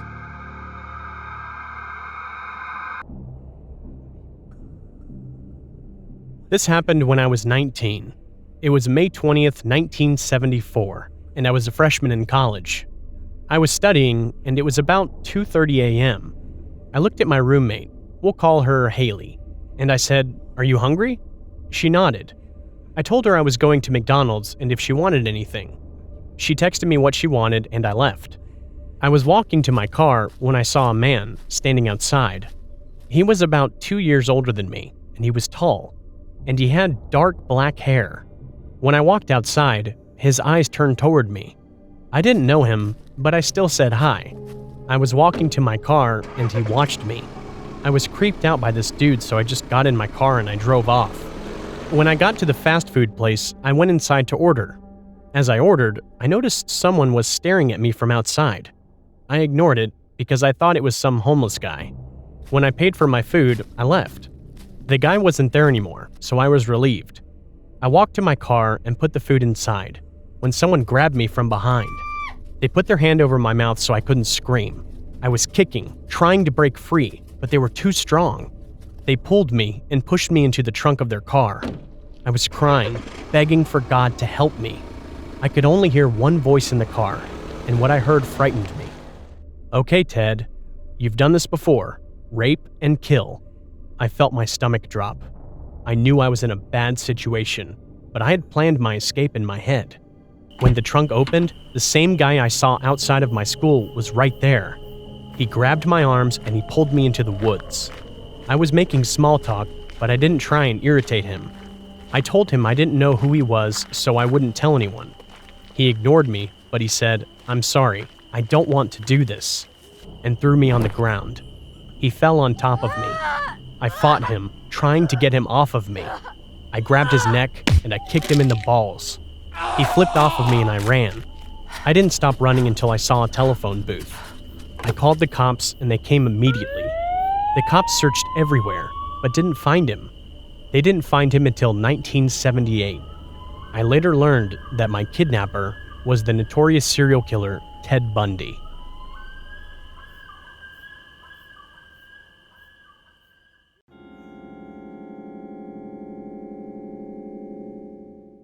It's happening again. The words struggled to leave my mother's mouth as she stood, shaking in the kitchen. My brother, Jimmy, and I eyed her curiously. Before we could respond, my father stood up and asked her, "Are you sure?" His typically charismatic and whimsical tone now buried beneath a new voice built from panic and concern. Yes, I'm sure, she replied. My father stood still for a moment in disbelief, whispered something to my mother, then turned to face us. "Boys, there's a man coming to town. You're going to see him around. Maybe in the street, maybe on a park bench. maybe even in the corner of your bedroom at night. I looked at my brother and was met with a mirrored reflection of confusion. We looked back to my father. Listen to me, boys. No matter what he looks like this time, do not mention anything about his appearance. My mind raced, unsure if my parents were losing their collective minds or if this was some sort of out-of-character joke they were playing. I spoke up, breaking the silence. Dad, what are you talking about? Who's coming to town? My father approached us. He placed one hand on Jimmy's shoulder and the other on mine. I know this doesn't make a lot of sense, or any sense for that matter, but I need you both to be strong and mature for me, okay? If you see a man around town that looks different, promise me you will not say anything about how he looks. Not to me, not to your mom, not to each other or anyone. Not even a whisper. Got it? Jimmy and I looked to each other and then back to Dad. We nodded. The next few days proceeded like normal. We went to school, came home, and played outside with our friends. Mom and Dad never brought up that night. For some reason, we never felt like bringing it back up to them. I went to bed that night content, not knowing that tomorrow would lead to the most horrific experience of my life. The school bus stopped at the corner. Jimmy and I raced home to drop off our backpacks and grabbed our baseball gear. We were meeting the other guys at the Diamond for a pickup game. The weather was perfect. I'll never forget that. Jimmy and I rode as fast as we could pedal down the street and onto the sidewalk. We arrived at the Diamond to find the other guys already waiting for us. We ditched our bikes and sprinted onto the field. When it was my turn to bat, I recited the words my dad had taught me. Hands back, eye on the ball, swing through the ball. I repeated my mantra as the ball came in. The second the bat made contact, I knew that I had crushed it. The ball soared into the sky to the depths of left field. Mike was fast, but even as the fastest kid on the block, he couldn't catch this one. He sprinted towards the ball as it came crashing back down to earth as I ran the bases. I grinned ear to ear as I rounded third to home. Then the cheers from my team ended abruptly as the world seemed to pause and silence. We all looked in unison toward left field. The baseball sat at the feet of a man, at least what resembled a man. Mike stood and stared, glancing back at us. We all inched closer for a better look. The thing that stood in the field wore a black suit jacket, black pants, and a top hat. But it wasn't a man at all. It was, in all respect, a balloon. Someone had tied together a series of balloons to create a sort of ballooned animal human being and dressed it in clothes. The bulbous yellow head was oversized, with red balloon eyes and a big blue grin. It had a green nose sticking out like a ripe cucumber, and what looked to be drawn-on ears. Mike burst out laughing, breaking the silence. A sound I'll never forget. He dropped to the grass and rolled in hysterics. He got back up and stared the balloon creature in its inflated eyeballs. Is this the man our parents have been so scared of? A fucking balloon? His roaring laughter continued. Despite it being very windy that day, the balloon man didn't even flinch. It just stood, grinning its blue grin. Mike poked the balloon man with his finger and jolted back, grabbing his finger in pain. Jimmy tugged me by the shirt. I think we should go home. I nodded in agreement. We rode home in silence. At dinner, we did not mention the incident. Tension filled the kitchen like our parents already knew. That night, a shrill scream filled the street and jolted me out of bed. I ran downstairs, Jimmy tailing behind me. My dad yelled for us to stay inside. We didn't listen. Mike's mom stood outside screaming and pacing the street. Lights from the neighboring houses turned on one by one until we saw. Mike's mother held something in her arms. The neighbors stood from their lawns and gasped when they saw. She was holding a balloon version of Mike. It was even wearing his clothes.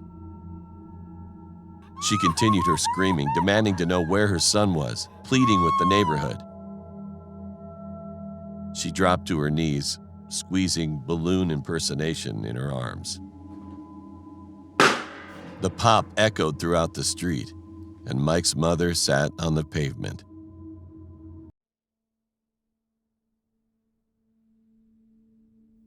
My name is Dalton, and this is my story. It all started when my friends dared me to stay in an abandoned haunted train. When I got there, I said goodbye to my friends and walked to the train. It was freezing. I'm lucky I brought my thermal coat, otherwise I would have got frostbite.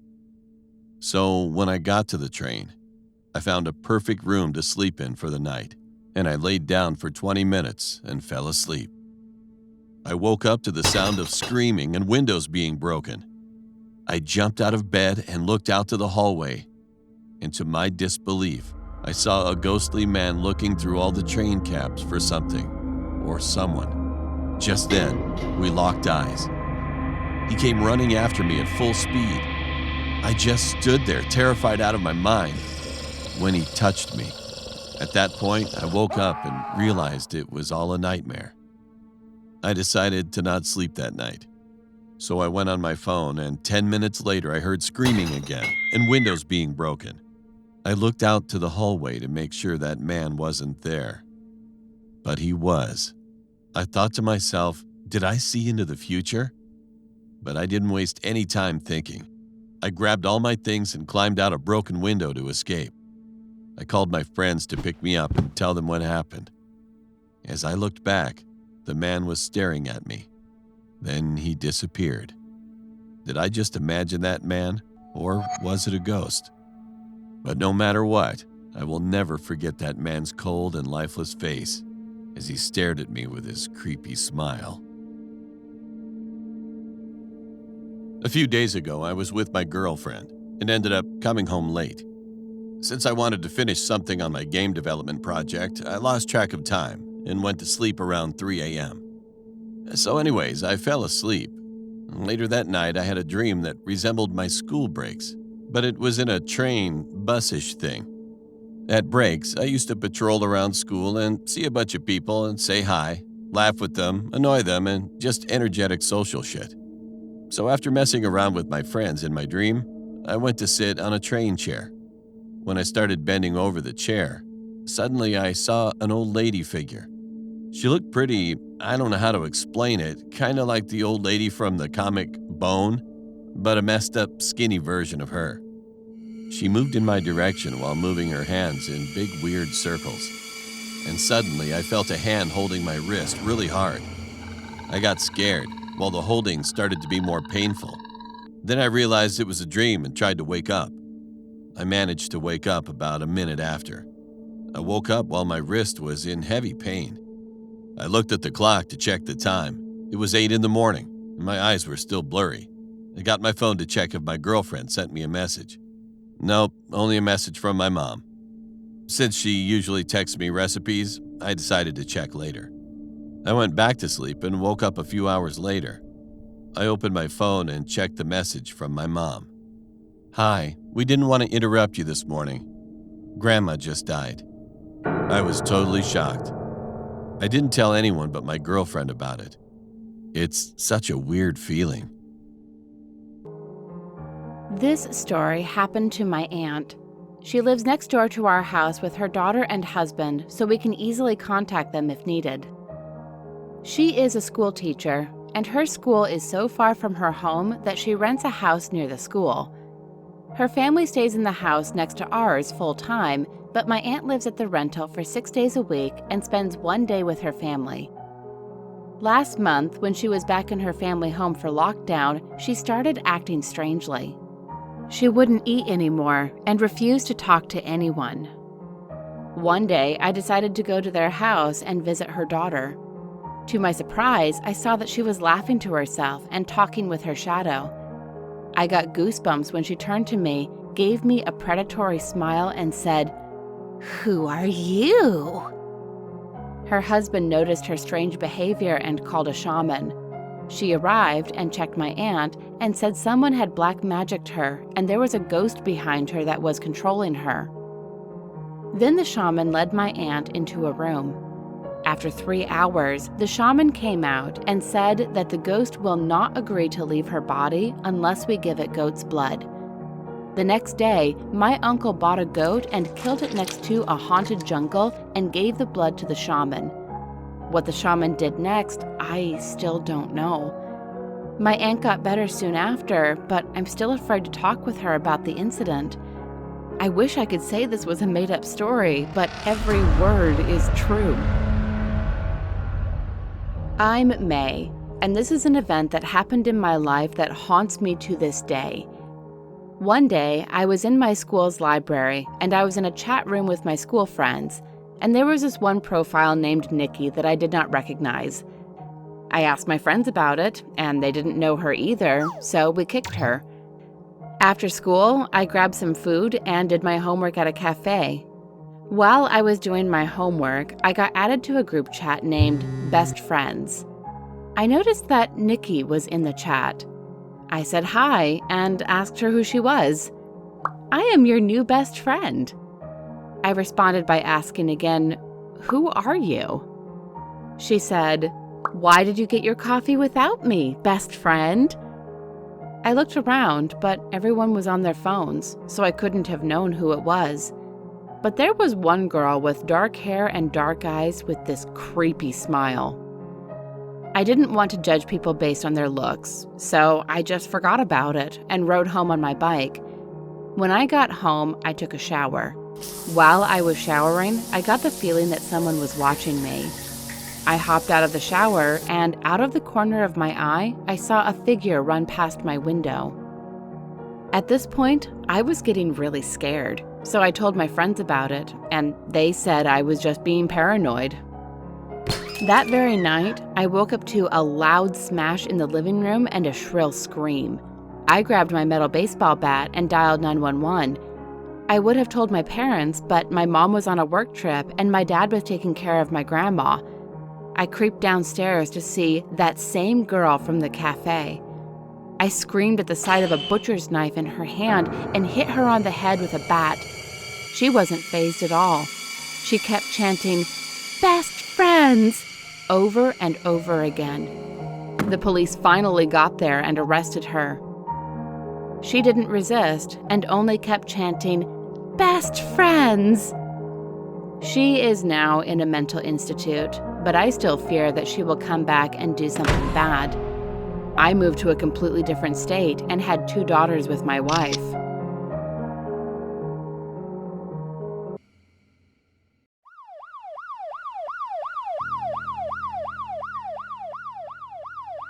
It was the last September that I had an accident.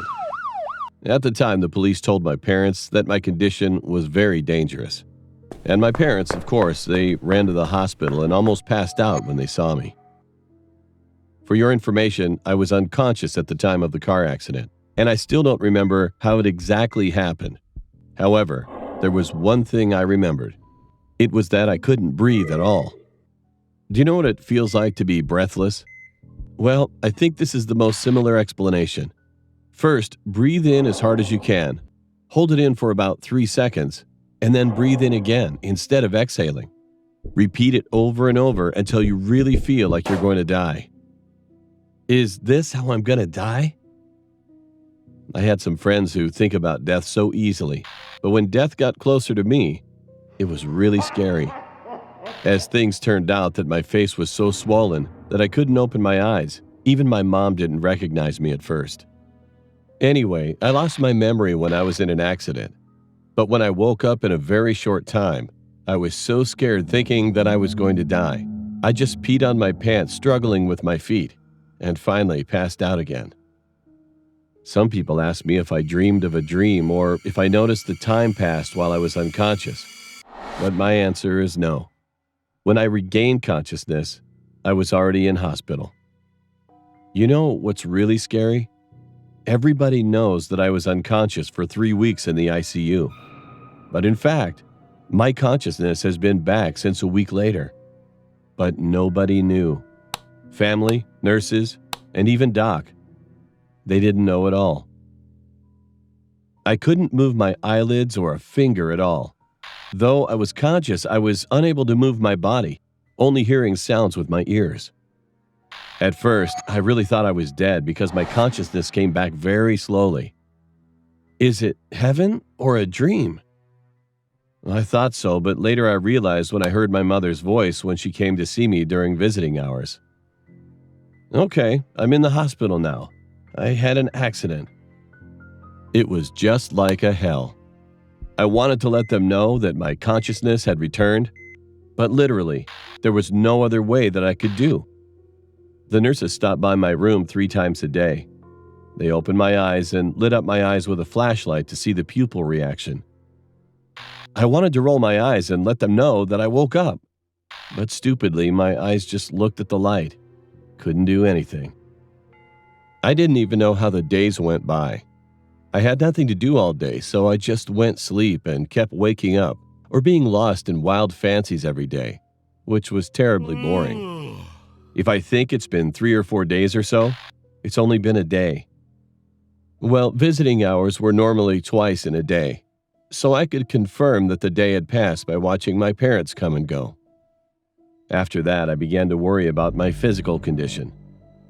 Are both my arms and legs attached well? Is my spine okay? Dang, I realized that I had signed to donate my organs after my death about a few years ago. What if my parents agreed to donate my body, although I'm alive? I felt like I was going to have a mental illness even after I completely woke up. Furthermore, I could feel the enormous pain in my body. The most painful thing was when they drilled a hole in my throat, and the doctor also said that there was a problem with the tube in my side, that I had to rearrange it. But I was judged by the doc that I was unconscious at that time. So everything proceeded without any anesthesia. But later on, when my consciousness was restored, I realized that the intensity of the pain at that time was less than 1/10 of the actual pain. During the coma, it didn't hurt at all when they wrapped my wound. But later, I woke up. It felt like I was going to die. As you see, when you visit the ICU, you can see that the patient's condition is all clean. The nurses usually take care of everything before visiting hours in the morning. Literally, everything. That made me respect the nurses. One day, the nurses put something in a container and then injected it in my nose through the tubes. Actually, I wasn't hungry at all until then, but as soon as the food was injected into my nose, I suddenly felt hungry. I must not feel the taste because it was put in my nose, but actually, it was really delicious, and I could feel the way the food went down vividly. And that thing stops just below the chest, and it feels like something warm liquid is wrapping the area. I really love that feeling. But not long after, they sucked the food back with something like a syringe to see how much I had digested. I felt like my whole intestines were sucking up, and it really sucks. But once the food had been injected inside my body, I was excited whenever I heard the nurse shaking the can every time, because I wanted to eat it as soon as quickly. It's been about 2 weeks, and one day the doctor came in and said, "Let's wake me up." After some kind of drug was dosed, I thought I opened my eyes right after, but the doc said that I opened my eyes about an hour later. But nevertheless, the nurses were still all surprised, because no one usually wakes up in an hour. Of course, there wasn't much I could do after I opened my eyes. I was still put on a respirator and both my arms and legs were all tied up.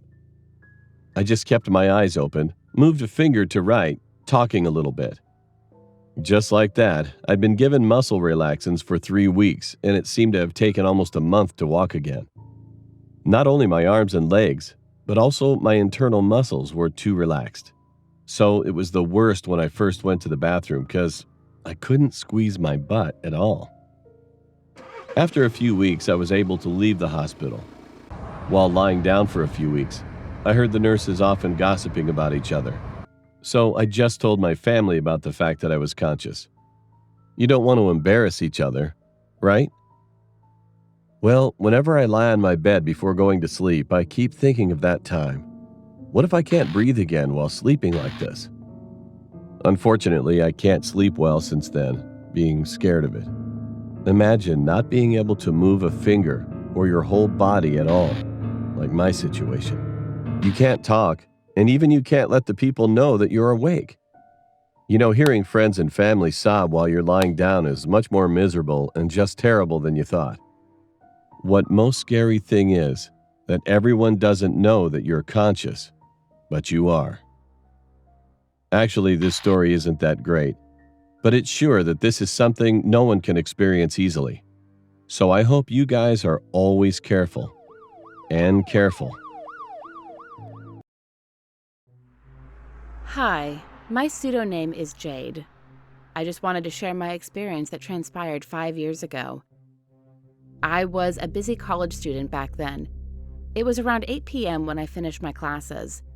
Shortly after our last subject ended, I am excited to go home to relax. When I find it hard to catch a ride, I decided to go to the jeepney terminal, which is a couple of meters away from our university, in order to secure a seat in the jeepney. Even though I was a bit exhausted from my schoolworks, I still managed to keep myself together and continued walking. It was just an ordinary busy evening, and as I am walking my way to the terminal, I always put my earphones on to listen to some music. As I approached the terminal, I heard the jeepney barker, a person who calls for passengers, said, "Oh, hulin biyahi na, hulin biyahi nata," means that jeepney will be the last ride for tonight. I just laughed at the barker and told him that this would not be the last ride, but it will be the last one only for this day. Then I immediately climbed up to the jeepney. When the jeepney was already full with passengers, it then started to travel. While riding the jeepney, I am fond of looking outside while listening to music. I noticed that the views started to change. Instead of seeing city lights and buildings, it turned into a field, like we're on a rural place. The place was dark, and only the jeepney's light inside was the source of light on the road. I was confused for a moment because I thought I rode the wrong jeepney. But after I read the signage hanging inside the jeepney, I am indeed sure taking the right one. Maybe the driver took a wrong turn, or is this a kind of a shortcut? I said to myself. So I asked the driver if where he is taking us. "Excuse me, Manong, where are we?" The driver did not answer and just continued to drive. When I looked at my fellow passengers, I was shocked. They were all wearing white with some bloodstains, and their head were all missing. I could not believe my eyes. Then, out of the blue, the driver spoke. "We're not lost, miss. We are taking the right way." I was really terrified and shocked. The things can't sink in through my mind. Chills ran down through my spine. I was coldly sweating and my face turned pale. I wanted to jump out of the jeepney, but I can't move a muscle. Suddenly, I heard someone's voice out of nowhere. "You do not belong here. Go, just jump. Why are you here? You are not allowed in here." It snapped the creep out of me. Then I jumped out on the jeepney. I got scrapes on my arms and bruises on my legs as I fell on the succeeding jeepney. But I'm glad I managed to get out of it. As I stared at the jeepney that continued its journey, it suddenly crashed. The jeepney was badly damaged and blowed up. I was screaming as hard as I can for help, but then I woke up. It was just a dream. The passengers were shocked and looked at me like I was some kind of a lunatic the moment I woke up. A lady asked me if I was okay because I was sweating so much and my face turned pale. I started to panic and crying, desperately asking the driver to stop the jeepney, even if I'm still far away from home. The other passengers trying to make me calm. After causing a commotion, I immediately got out of the jeepney. As the jeepney drove off, suddenly, it was hit by a big truck. Just a few seconds, the jeepney blowed up and starting to burn. I heard loud screaming coming from the jeepney, asking for help. I could not believe my eyes for what had just happened. Then suddenly, I remembered my dream. To this day, I still cannot believe that moment. Then I realized what the barker said right before the incident. He said it was the last ride. Even though I am thankful that I'm still alive today, still, there is some guilt inside me, for I did not manage to save them.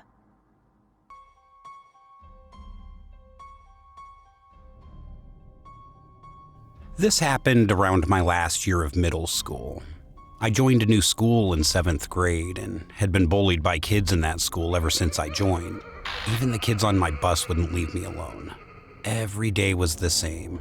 Hop on the bus, get bullied and taunted, get off at school, and get bullied. Back on the bus to get bullied again on the way home. One day, when I got on the bus, I was already in a bad mood because my mom had nagged me about something petty. I sat in my usual spot, which was one seat before the last seat on the left. I rested my head on the seat and decided to try taking a nap. Within a few minutes, the boys pulled my hair and started to poke me and stuff, which was something that they do every day, but it annoyed me more than usual this time. I shouted back and accidentally pushed them off a little harder than usual. "Shut up, freak. Do us all a favor and die," he shouted back. What surprised me is the teacher on our bus never said anything about it. In spite of that, a couple of girls joined in and started telling me how I'd never be good enough and I'd be a worthless human for the rest of my life. All the bullying, it got to me, but not as bad as it did that day. I started to twitch and my hands started to shake. I felt a rush, and definitely not the good kind. The kids laughed and passed it off as me being weird, and then all of a sudden, I blacked out. When I came back to my senses, everyone was sitting in their seats instead of surrounding me and looked a bit shaken. I stood up to look behind, and the boy that had earlier pulled my hair flinched. I was so confused. Did I do something to them? The rest of the day went by fast, and it was finally time to go home. I got on the bus and sat down in my usual seat, but nobody spoke or hit my head or anything. I was usually one of the last ones to get off the bus, so once most of the kids had left, I asked the kid who sat in front of me what had happened this morning. He said my eyes looked red, and I had a demented smile on my face and laughed. One of the boys asked why I was laughing and was about to say something when I held him by his neck and whispered in his ear, saying this: "You're making me angry, and if you make me angrier, I'll make sure I slit your throat and hide your body where no one will find it. Do you understand me? And if you anger me again, remember, you'll be seeing me very soon." All of this while I was choking him when somebody pushed me off and I passed out. Everyone was surprised because I'm actually quite vulnerable and was very careful. I haven't been angered like this ever since. I don't exactly know what happened that morning, but I'm guessing this is how my shadow persona decided to make an appearance. I just hope this never happens again.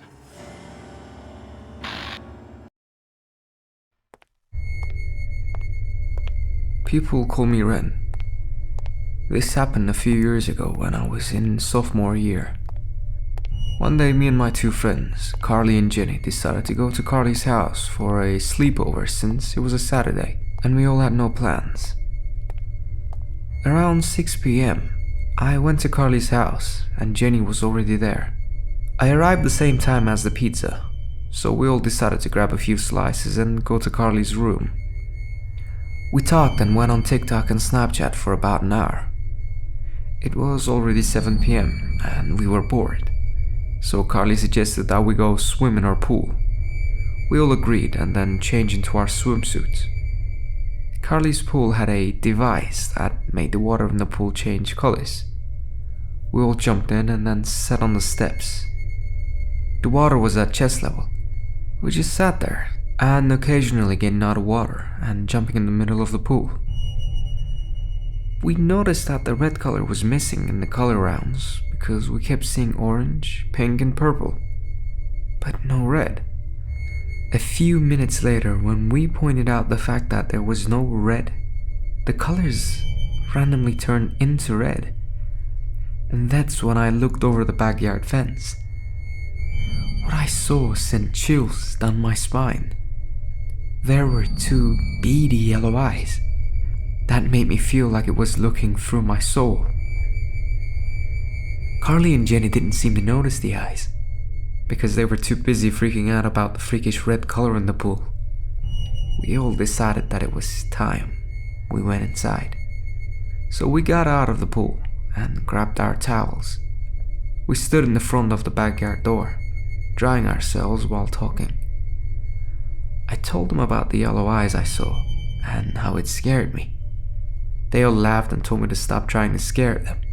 I got annoyed because they were dismissing something that clearly bothered me, but I just brushed it off, so I didn't ruin the night. We went back inside and took turns taking a shower. Later that night, we were all in Carly's room, joking around while watching a movie. I needed to use the bathroom, so I excused myself and went out of the room. I was walking around trying to find a bathroom since I was not familiar with the house yet. I reached a hallway that had an open window. I then for some reason looked outside. All I saw were the same yellow eyes staring back at me. I freaked out and ran back to Carly's room, but I decided not to tell them because I just knew they wouldn't believe me. Around 12 p.m. we decided to go to sleep. I closed my eyes and fell asleep, but I got a nightmare about those yellow eyes. I jerked awake. I was just curious on who owned them. I walked to the window where I saw the eyes, and you can guess what happened. The eyes were gone. I got a little scared, so I went back and decided to just sleep it off. I laid down on the blankets that we laid out. I was facing Carly's closet, and I noticed that the closet was cracked open. I tried to adjust my eyes to the darkness of the room, but it wasn't working. I noticed that there was something yellow in the closet, and that made me think about the yellow eyes. I got up quietly, so I didn't wake Carly and Jenny up. I opened the closet, and a man with scruffy hair and dirty clothes jumped at me. I noticed he had bright yellow eyes, and I realized that it was him that I saw.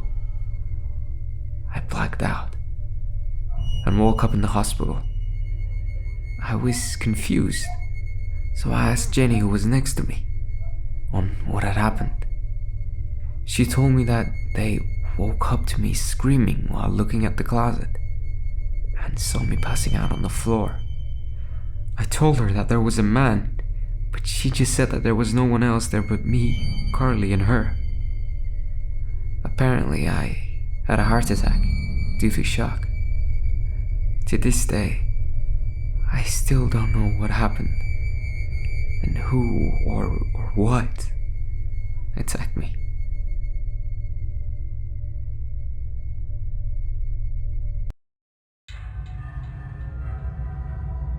My name is Donovan, and I'm a 14-year-old light-skinned boy. At the time of the story, I was 11 or 12. I can't remember. All I remember is that I was in the 5th grade at the time. Anyways, one day I got home from school and called up my friend Ethan. He's been my friend ever since 3rd grade, and we're still friends to this day.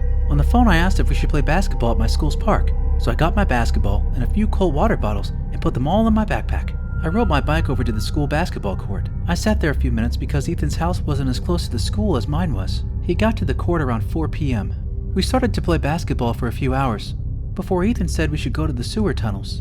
There were some large sewer tunnels about 6 or 7 feet tall, and they were only about 15 minutes away on bike. I was bored of playing basketball for a few hours, so I said sure, and we rode our bikes 15 minutes away to the tunnels. They were in a ditch and under a pretty busy road, to describe them a little. When me and Ethan got there, we hopped off our bikes and started walking through the tunnels, pushing our bikes with us. We walked for maybe about 30 seconds before he recommended we should turn our bikes around while pushing them. In case we see anything, we can just hop on our bikes and pedal away, instead of having to turn them around and then get on to pedal away. I said that's a good idea and could possibly save our lives, so we did it.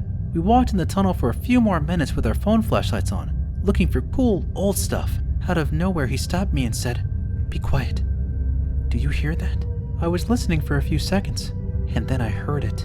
I heard loud breathing and a giggling going through the tunnel. He whispered with a worried look that we should get out of here. I was scared as hell. I obviously agreed. We got on our bikes and started pedaling as fast as we could to get out of there.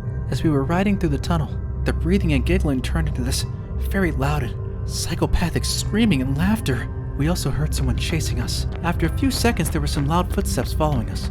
We pedaled for our lives for one more minute to the end of the tunnel. When we got to the end of the tunnel, it was completely dark outside, but at the tunnel entrance, there was a light right above it. I looked back after 30 seconds of pedaling. What I saw almost made me fall off my bike and pass out. There were 6 men, all dressed in suits, and they were all wearing terrifying white masks. Each one of them had a machete with blood all over it.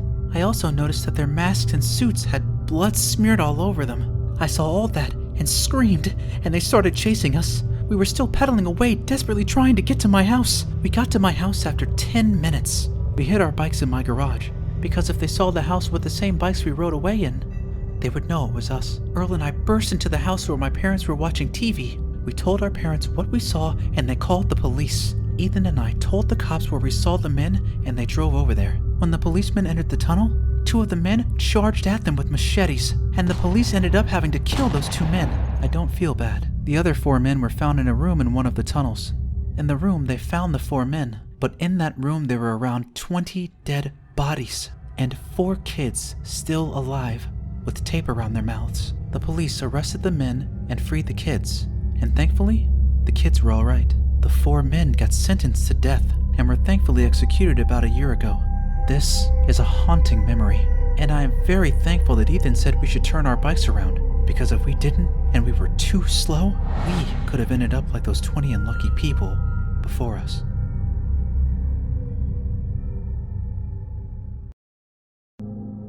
We used to have this neighbor back when I was 15, and I didn't find this out until years later, but he basically was the sole reason we ended up moving out of the house we were living in at the time.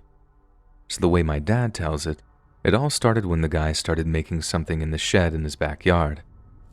Obviously, he was entitled to do whatever he wanted on his property, especially during the daylight hours, but my dad said all the sawing and hammering noises were a real pain in the butt. He figured it'd only be a couple of days, but a week went by and the guy was still making all this noise in the evenings and on weekends. It went on late into the night on a bunch of different occasions, and my dad had to go over and threaten to call the cops to get him to knock it off. Seems a little extreme, I know, but Dad had already tried asking nicely, and the guy was just a total jerk, so it was the only thing that seemed to work.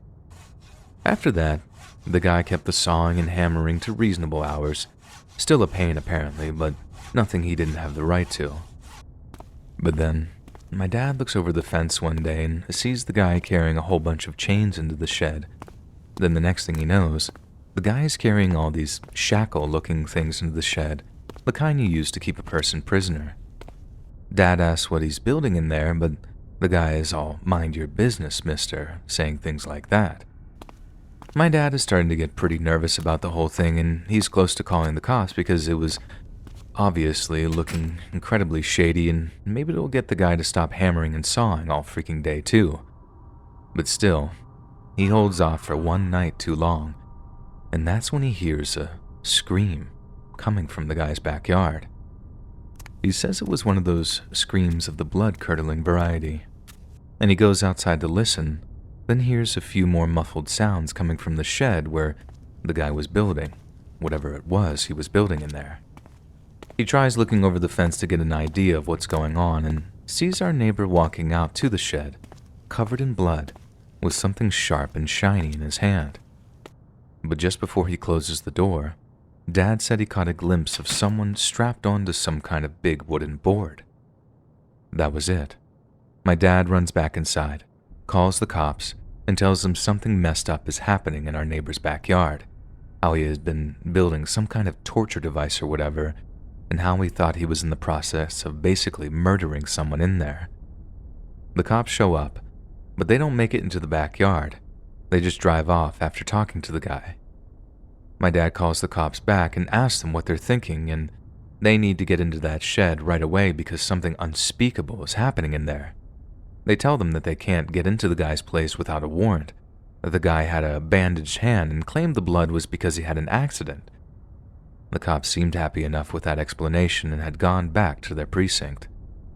But they were in the process of getting a warrant because of my dad's claim that he'd seen a body in there, and because of how urgent it was, it might only be a few hours before they could get one signed by a judge.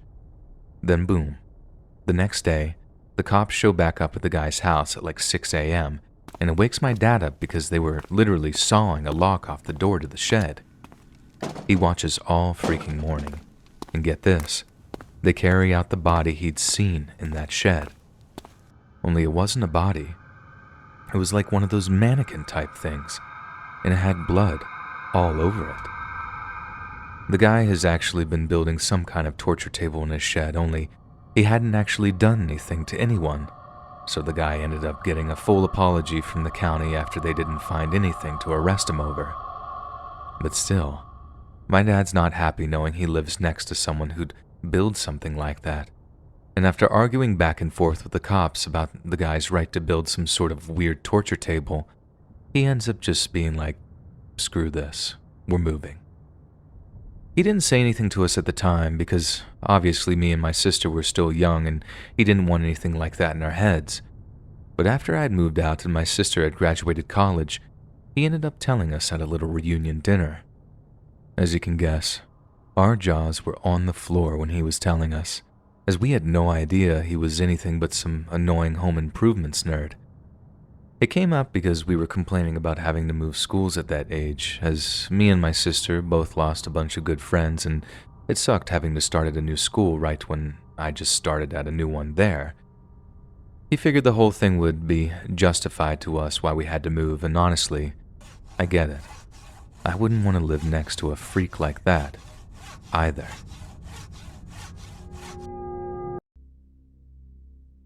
This story takes place during the height of the pandemic in 2020. I had always been a little overweight and lazy, and since there was no one out on the roads, I decided to take up walking. My neighborhood wraps around itself. By the time you made it all the way around, you would have walked an entire mile.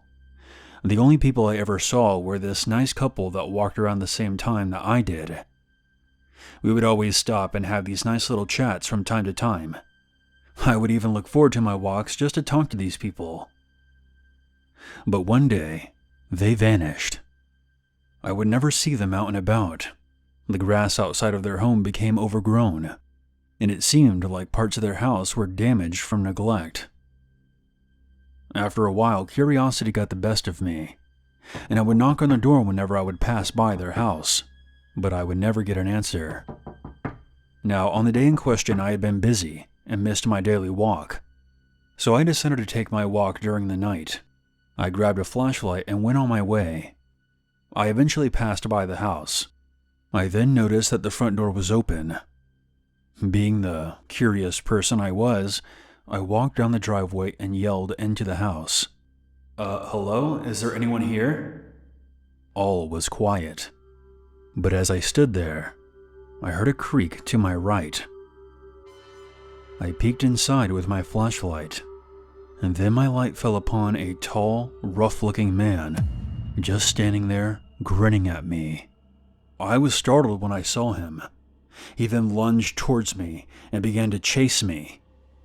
As I mentioned earlier, I was overweight, so I couldn't run very fast.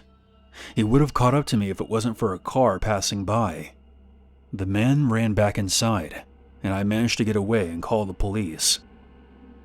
When they arrived, they found the man in the same spot he was when I first saw him. It wouldn't be till a while later before all the details came out. The man who chased me that night confessed to brutally murdering the couple who lived at the house and burying their bodies in the backyard. He also admitted to torturing them before ending their lives. The night that I walked into the house, he was in the middle of making sure the bodies were not uncovered by the heavy rain. The house was bulldozed after they dug up the bodies and were given a proper burial. The scumbag tried to plead insanity, but the court ruled that out, giving him 2 life sentences without parole. I sometimes still walk past where the couple once lived, and every time I do, I think about how those 2 sweet, innocent people were taken out of this world by an absolute monster.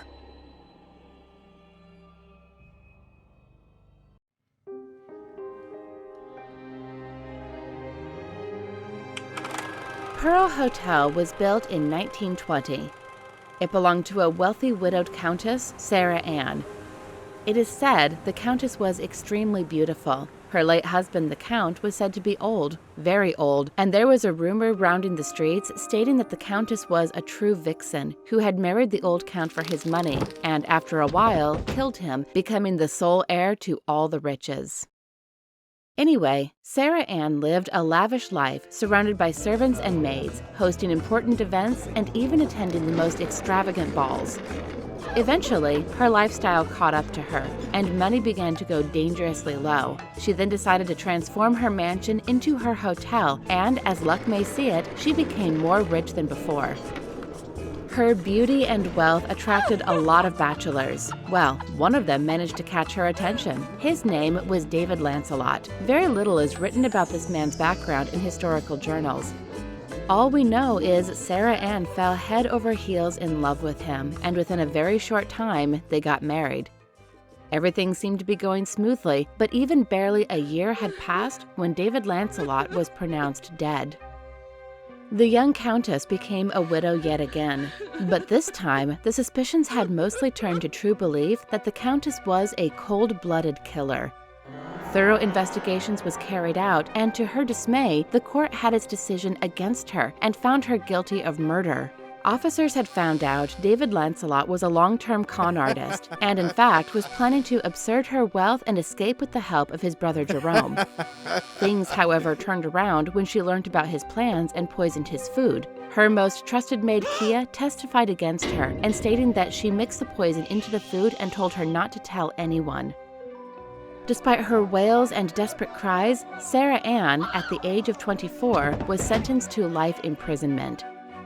A few months later, the ownership of the hotel was handed over to the late count's grandchildren. Exactly 3 years later, Sarah Ann escaped from prison. It is said that she was never found. Did she return to the hotel? Nobody knows, and she still remained missing till today, never to be seen or to be heard of again. Well, the hotel business boomed for years to come and progressed to becoming one of the most desired holiday destinations. People flocked from far-off places to see this fine haven. What drew them to this place? Was it the fine services? The amazing decor? The varying cuisines? The wonderful views from their rooms? Or was it the history of the hotel? Was it the fact that a murder had taken place attracted the large number of guests? Were people rolling in torrents in expectation of paranormal activity? Was the curiosity of trying to find out whether the hotel is haunted or not bringing in so many guests? Well, we were going to know about the reason soon. In 1960, the nightmares began. This was the year when women who were guests at the hotel began to go missing, and they were eventually found dead. According to the statements of the police officials in the newspaper, who did not give the exact description of state of the bodies which were found, but simply stated that this was a work of the sickest mind, 8 women went missing in a span of 6 months. None of these women had anything in common, well, except for the fact that they had black hair, light eyes, light skin, and a slender body. They had an uncanny resemblance to each other and almost appeared to be related to each other. The weirdest fact was that these were the exact description of Sarah Ann.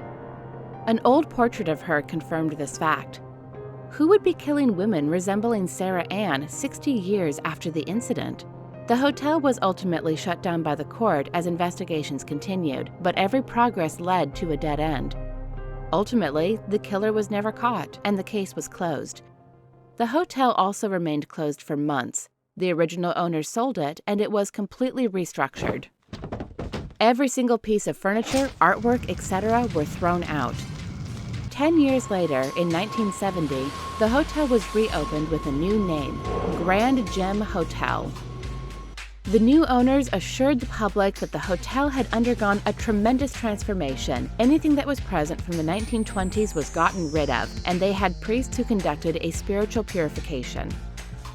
The headlines of the newspaper indicated it was an exorcism, which is supposed to deem that the place is now safe from evil.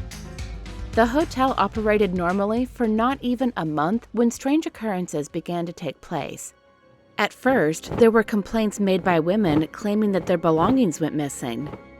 Other times, they would state things such as fine clothes, jewelry, shoes, or flowers would appear in their bedrooms. They would also receive cards with messages on them. Afterwards, they stated they were being pursued by someone. They felt scared. During their stay, these women faced fatal accidents. They all had one thing in common, yes, their uncanny resemblance to Sarah Ann. Well, this time no one died yet, but the hotel had to compensate for their injuries as they all claimed they were physically assaulted by an unseen being. They were left with bruises and even bones. The biggest blow was yet to come. During their anniversary party, a fire broke out and everyone burnt to ashes. The firefighters tried very hard but couldn't save anyone. Afterwards, they tried to determine where the fire had started, but couldn't determine. This time, the property was captured by the government and closed down. 5 years later, it was turned into a primary school, but dangerous mishaps continued to happen throughout the years. Then, finally, in the year 2001, the whole building was torn down and the entire land was turned into an enormous graveyard. It is said when the school was inaugurated, which was around 1985 till 2001, there were reported cases of multiple accidents, 5 missing females, and 2 murder cases. Before the number of fatalities increased, it was best for the hotel to be torn down. From 2001 till today, there have been no such incidents. How could there be any cases? The place is now being accommodated by the dead. What do you think could have been behind all these mishaps? Some believed it was Sarah Ann herself. They said that she never left. She had been living in hiding within the walls of the hotel and became determined to punish the town people. But this theory seems highly illogical. The murders began happening 60 years after the actual incident. How could an aged woman do all this? Some say it was a fanatic serial killer who was obsessed with the history of the hotel and was living out their own sick fantasy, while others claimed that it was the ghost of David Lancelot in search of her to avenge his cruel death.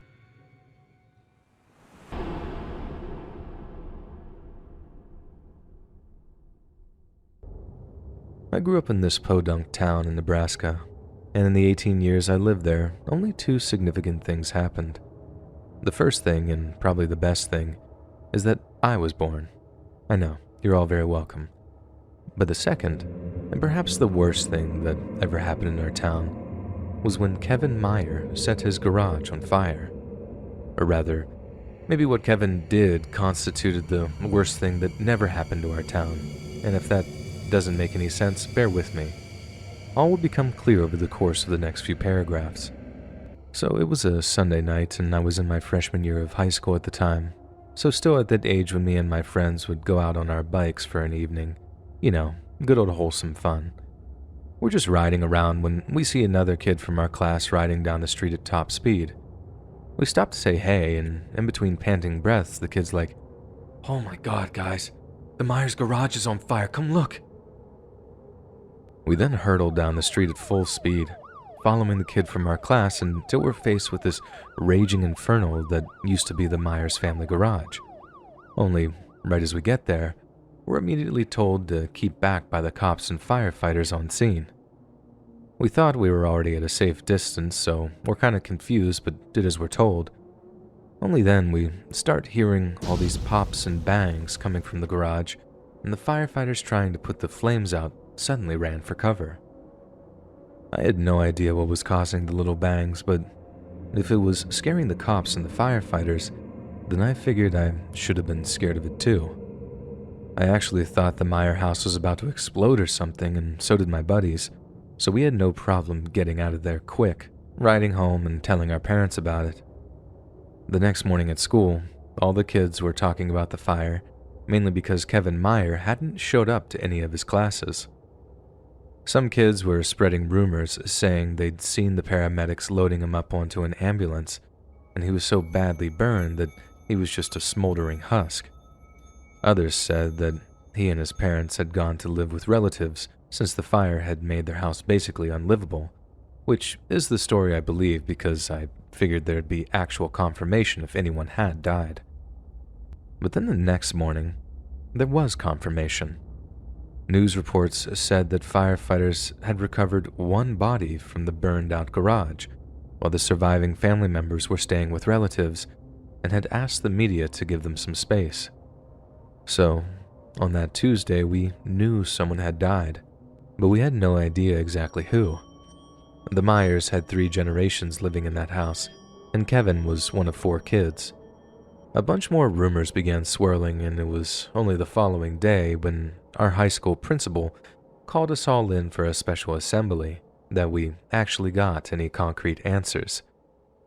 I remember the whole school filing into the gymnasium where the county sheriff and a handful of deputies were all stood in front of the bleachers, each of them with a real serious look on their faces.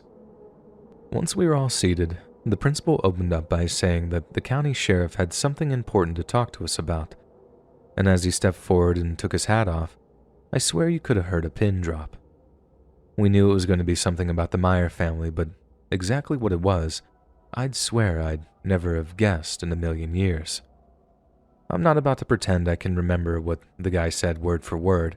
This all happened almost 20 years ago now, but this is basically the gist of it.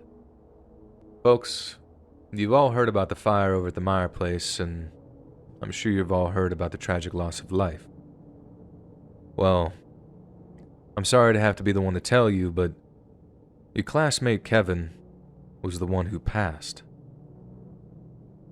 There was a kind of rolling gasp across the gym, and the sheriff paused for a second before continuing. Now, we're still trying to figure out how the fire started, so we're inviting anyone with any information on Kevin to please step forward. You don't have to do it now. You can call my office whenever you like, and we can have a more discreet conversation. Please, if you have anything to tell us about any strange or unusual behavior Kevin exhibited in the days before the fire, I implore you to step forward. That was the first clue we had that something was really wrong. I guess they wanted to handle the whole thing with kid gloves, and I can totally understand why they might want to shield us from what they already knew. The initial reaction was one of total shock and grief. Kids were horrified that one of their own had died in such a horrible way. But if the cops had told us what they'd really found in there, I don't think people would have been nearly as sad. More like angry. It took 2 more days for the truth to come out, and by that time, the town had decided to defer responsibility to our parents. There was a town meeting, I remember that, because my parents asked me to do my chores before they returned, and all I did was play Perfect Dark for like 2 hours. When they got home, I thought they'd be mad that I hadn't even put a dent into any of the stuff I had to do, but they weren't mad. They had these weird but sad, but intense looks on their faces, exactly the same ones they had when my grandpa died suddenly. They sit me down in the TV room and ask how well I knew Kevin.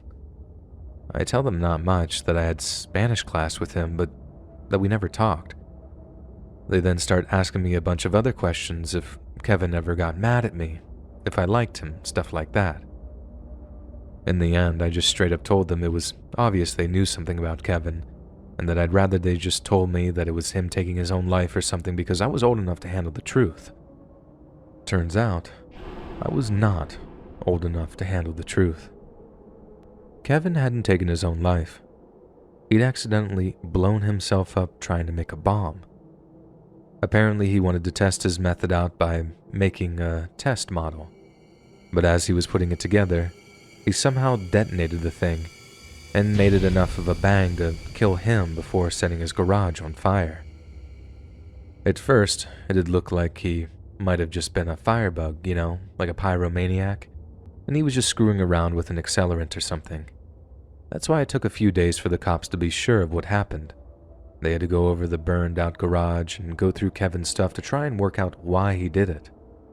The cops then found a journal Kevin had been keeping, one where he'd basically laid out his plan to build a bomb, then put it under the church one Sunday morning while it was full of families.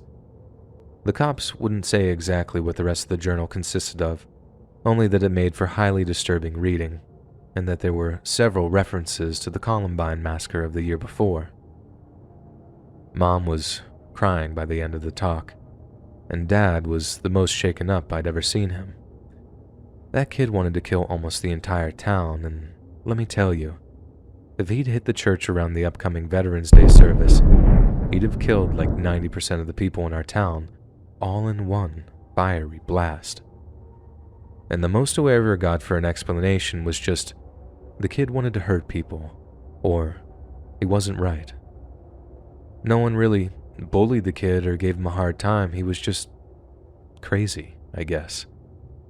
But I also thank God that he wasn't smarter and that he didn't put a little more research in or take a little more care, because if he had, he might have wiped our entire town right off the map.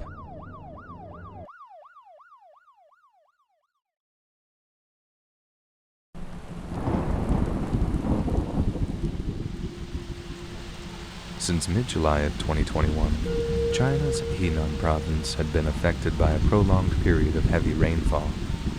In just 1 hour alone, weather stations in the provincial capital of Zhengzhou observed a maximum rainfall of 20 centimeters. And that might not sound like too much, but consider the fact that just 20 centimeters caused a horrifying 302 deaths.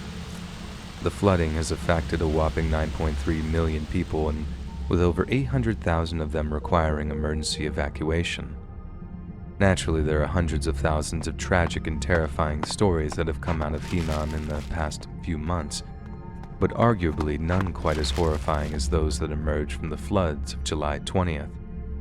Zhengzhou is located in a semi-arid region far from China's coasts, a place where the annual rainfall averages just 60 centimeters. But on July 20th alone, 67 centimeters of rain was dumped on the city's unsuspecting populace, with the water pooling in low-lying areas and flooding many of the city's streets. Zhengzhou University's chief hydrologist, Hu Kaihong, stated the city's drainage system was built to withstand what's known as a 100-year flood, so named so because they only occurred every 100 years. Zhengzhou's metro system, on the other hand, its subterranean location making it very susceptible to the flooding, was built to withstand a 200-year flood, with its entrances built on raised platforms to negate the effects of the heavy summer rains. Yet, Hu later stated that the Zhengzhou that day was more like a 1,000-year flood, and unbeknownst to the subway system's operators, water had begun to collect in a metro yard in a low-lying area of the city.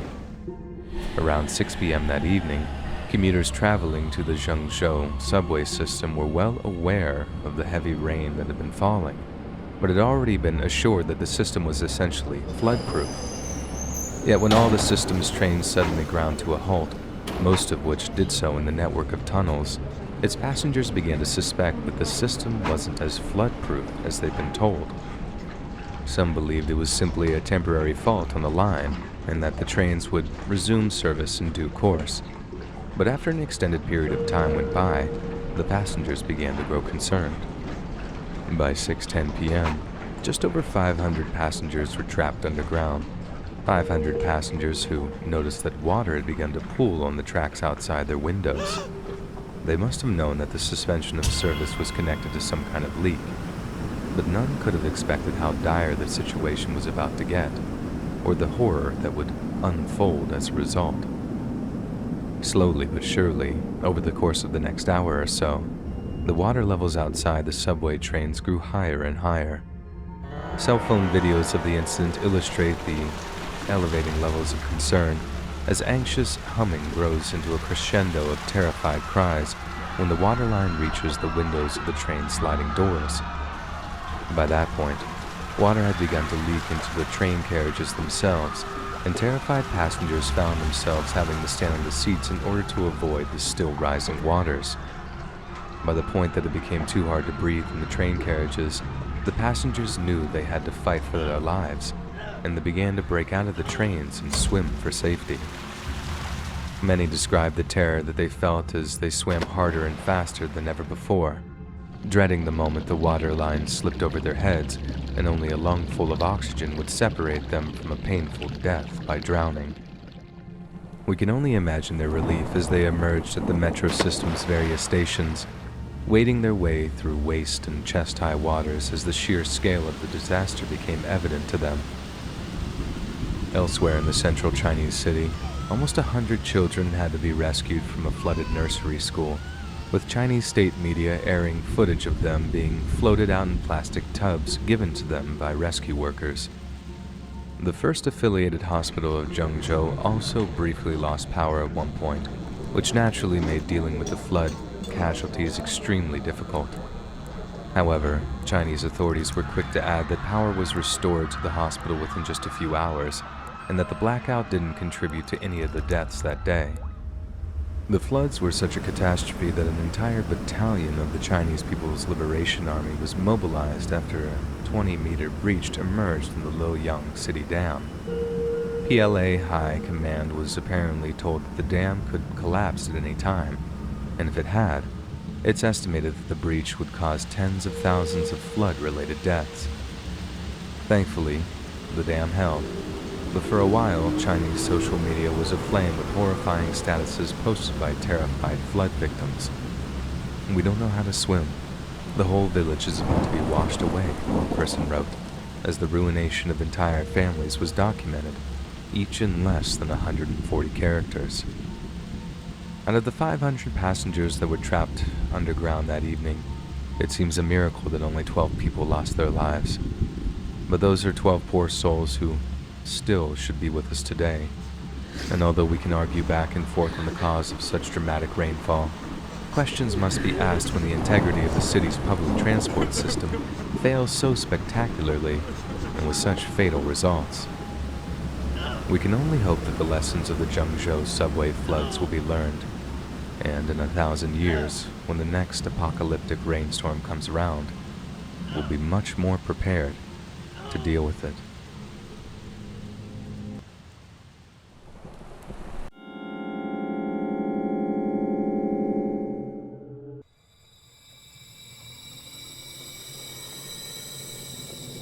My name is Kai, and this incident happened in England when I was about 10 years old. It shocked everybody, as the crime rate where this happened was slim to none.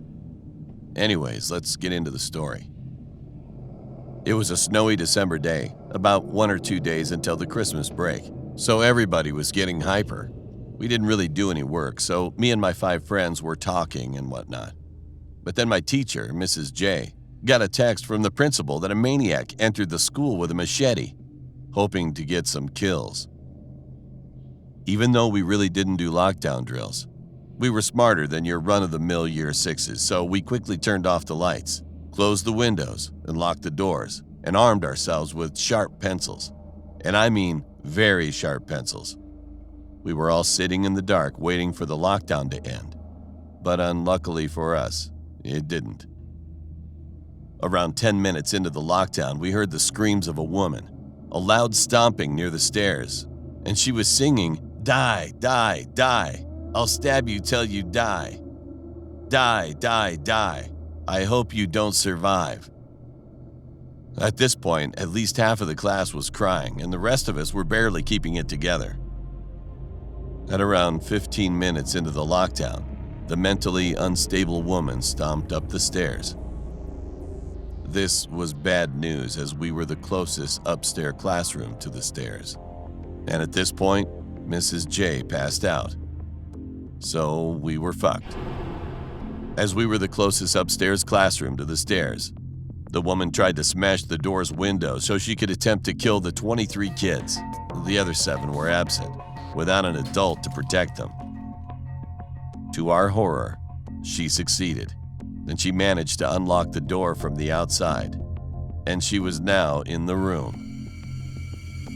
And she had the most widest and creepiest smile on the planet. Of course, thanks to my luck, she struck me, cutting open my leg. Thanks to the amount of blood pouring out from the side of my leg, I was on the brink of passing out. And I should count my lucky stars that my friends had the guts to fight her, and I might say they managed to knock her out and restrain her. The police arrived and arrested her, and I was transported to the hospital. And I had the worst Christmas break of my life. Turns out the woman had stabbed some of my classmates too, and they were sent to the hospital. Luckily, we all survived. The woman was sentenced to 30 years in prison. The biggest twist of all was that Mrs. J was friends with the woman, and she helped her so she could kill us. That explains why Mrs. J passed out and why our class was targeted. Mrs. J was sentenced to 15 years in prison. I remember I was standing inside a medieval castle. I could see the sky, but the sun wasn't in sight because it was a very cloudy day. I remember seeing there were a lot of children in the area. Some of the children far from me were lined up facing somewhere, while the children near me were scattered. Then, a woman came and led us to fall in line. All of the children followed her, and I figured I should follow her. Some time passed, and I don't know how I figured it out, but I thought that woman must have been a mother figure to the children, and that's why they followed her. So I started to get comfortable around her. As I looked to my left, I realized we were all lined up. Then I started to wonder to myself, why am I in a medieval castle in the first place? I realized this must be a dream. I don't know what got me, but I started to scream, trying to wake myself up. I kept telling myself, this must be a dream. This must be a dream. The mother figure, who was already standing in front of us, looked over to me. She laughed and jumped on me, causing me to fall on my back.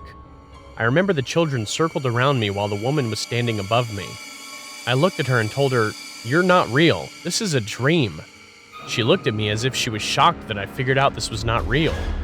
She laughed maniacally and leaned on me closer. I was so scared that I started to say prayers in my sleep. She continued to laugh even louder while the children just stared at me. Then, suddenly, I woke up. I was breathing heavily and sweating profusely. If you think the weirdness ended there, it didn't. The light in my room was turned off and the door was opened slightly to let some of the light from the hallway enter my room. My bed was near the door and the phone was close to my bed. I checked the time and it was around 3 a.m. I could feel a chill in the room, but I didn't dare to move. I was too scared, and I was trying to process what had just happened. My eyes were half open. I felt someone pulling the blanket up to my shoulders, but I snuggled in the warmth of my blanket since it was so cold. I noticed that the person who placed the blanket on me went to the direction of my sister's room, so I thought it was my sister. But then I also heard footsteps coming from my mother's room, and I went to my sister's room. I thought, who could that be? I called for my mom asking if it was her, and she did not respond. I called my sister, and she came into my room. I asked her if she covered me with a blanket. She said no. Then I asked her if she came from our mother's room. She said yes. I asked my sister if she's the only one in her room. Again, she said yes. I felt the chill run up my spine. I couldn't figure out who covered me with the blanket. It couldn't be my mother because she was fast asleep in her room. And it couldn't be my sister because she just came out of our mother's room.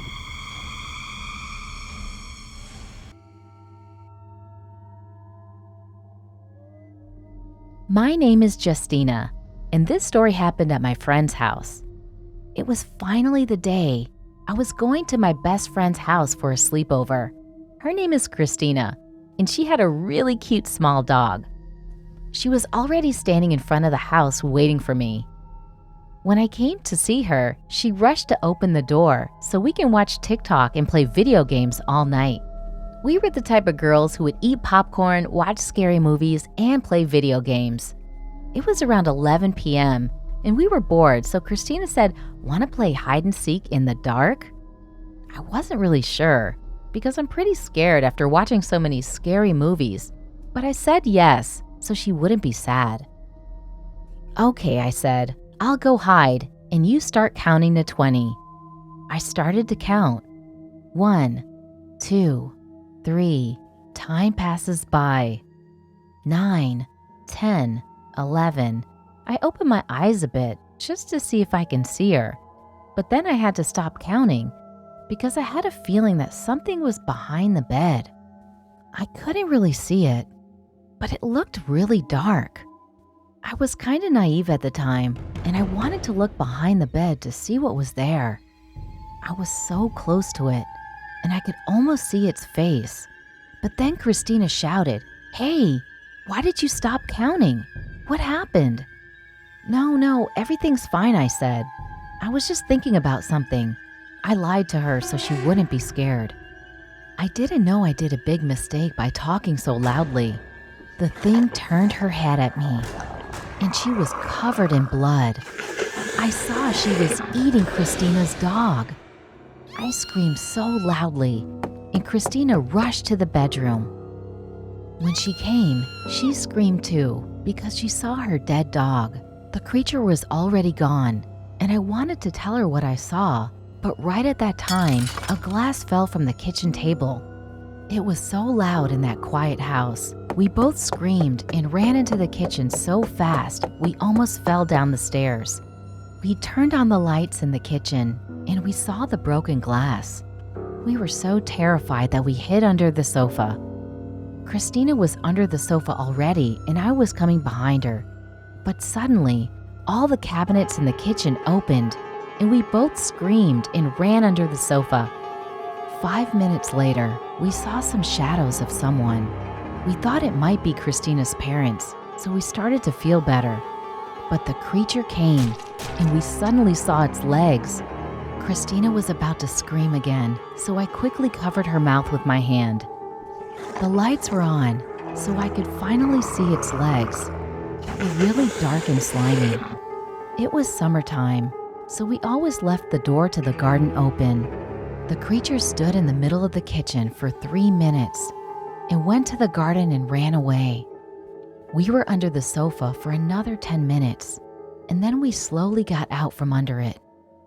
We didn't hear or see anything, so we quickly took our phones and ran to Christina's neighborhood house. We called Christina's parents, but they didn't believe us. Christina's parents came home, and we cried all night, and we were hiding under our blankets. And yeah, if you're wondering what happened to Christina's dog, well, he wasn't there. He just disappeared, even though I know the creature ate it all. I wonder what would have happened if I didn't cover Christina's mouth under the sofa when the creature saw us. Would we be dead?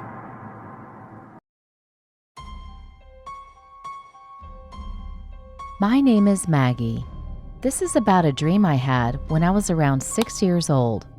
I was living with my mom, my dad, and my brother at the time. There was one night that I had gotten ready for bed and went to sleep in my room. In my dream, I was hiking on a snowy biome. It was a tall mountain. In my dream, there was this drug or virus called Turbo. It made you go crazy and want to get other people to have it too. I was with 2 friends. One of my friends was a brunette girl, and she had glasses. The other was a boy with brown hair. We were hiking and found a building close to the top. My friends and I had all smiled and hoped to find some place to sleep. We had reached it and finally went in. I screamed and hugged one of my friends when we saw an alien-like creature. The creature then grabbed me by my wrist and led me into a room. "Inject her with Turbo," it said. I looked and saw that there were people behind me. The creature threw me to the ground and left the room. I screamed and kicked. I could hear my friends trying to reason with these creatures. The people held me down, and I had gotten away and kicked them. I heard commotion coming from another room. Then it went silent. My friends soon came into the room and hugged me. I looked behind me to see a friend that had a needle with blue liquid. I kicked my friend and pushed her. I couldn't resist crying and sat in the corner with blankets and cried. Hours later, my mom came under the blankets with me. I cried and hugged her so tight. My mom looked a little different. She looked pale and skinny. I really didn't notice, so I kept hugging her. I soon started to feel sick and told my mom, "I'll be back with medicine," she said. I sat down and threw up in a bucket. My mom came back under the blanket and gave me a dose of blue medicine. Before I took it, a strike of memory hit me and I pushed it away. My mom insisted on giving it to me. I grabbed the bottle and looked at it. I screamed at my mom in disbelief. "This is not medicine, Mom. It's turbo." I yelled and kicked and screamed. My mom put her hand over my mouth and I cried. She said, "Turbo makes me feel good." I yelled and kicked her in the stomach and ran away. My friend grabbed me and they held me down. I remember feeling woozy and I felt the pain of the drug being injected into my body. And as I woke up, this dream kept replaying over and over until one day it stopped. The weird thing about it is that I have a scar where they stabbed the needle in my skin.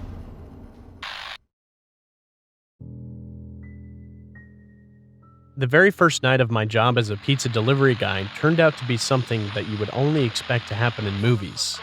The incident gave me sleepless nights, and I remember suffering from sleep paralysis thereafter. It was in February. We were nearing our closing time. The other delivery guy who would normally stay until closing time had left early that day for whatever reason. I remember him mentioning some personal, unavoidable problem. All of a sudden, the phone on the counter rang. It was past midnight, and we didn't think it was strange for someone to call at this hour for pizza, probably midnight cravings. But then it hit me. I was going to be the one to deliver it. The manager had received the call and gave me the address the caller had mentioned. I looked back at him with a frustrated look and he shrugged. I had no choice. The manager said I better be quick as he would have to wait till I came back. The chef handed the pizza to me with a frown, and I could clearly read the annoyance on his face. I didn't recognize the place and the address at first, but I was accustomed to delivering to addresses I had not heard of before. This particular address was difficult to find. After a lot of hassle, I found the house at the town outskirts. It was the last house in a row of houses opposite a long stretch of thicket. Forests have often freaked me out, so I decided to make it quick and get back as soon as possible. When I neared the house, I observed the front door to be ajar. Strange. I rang the doorbell repeatedly, but no one answered.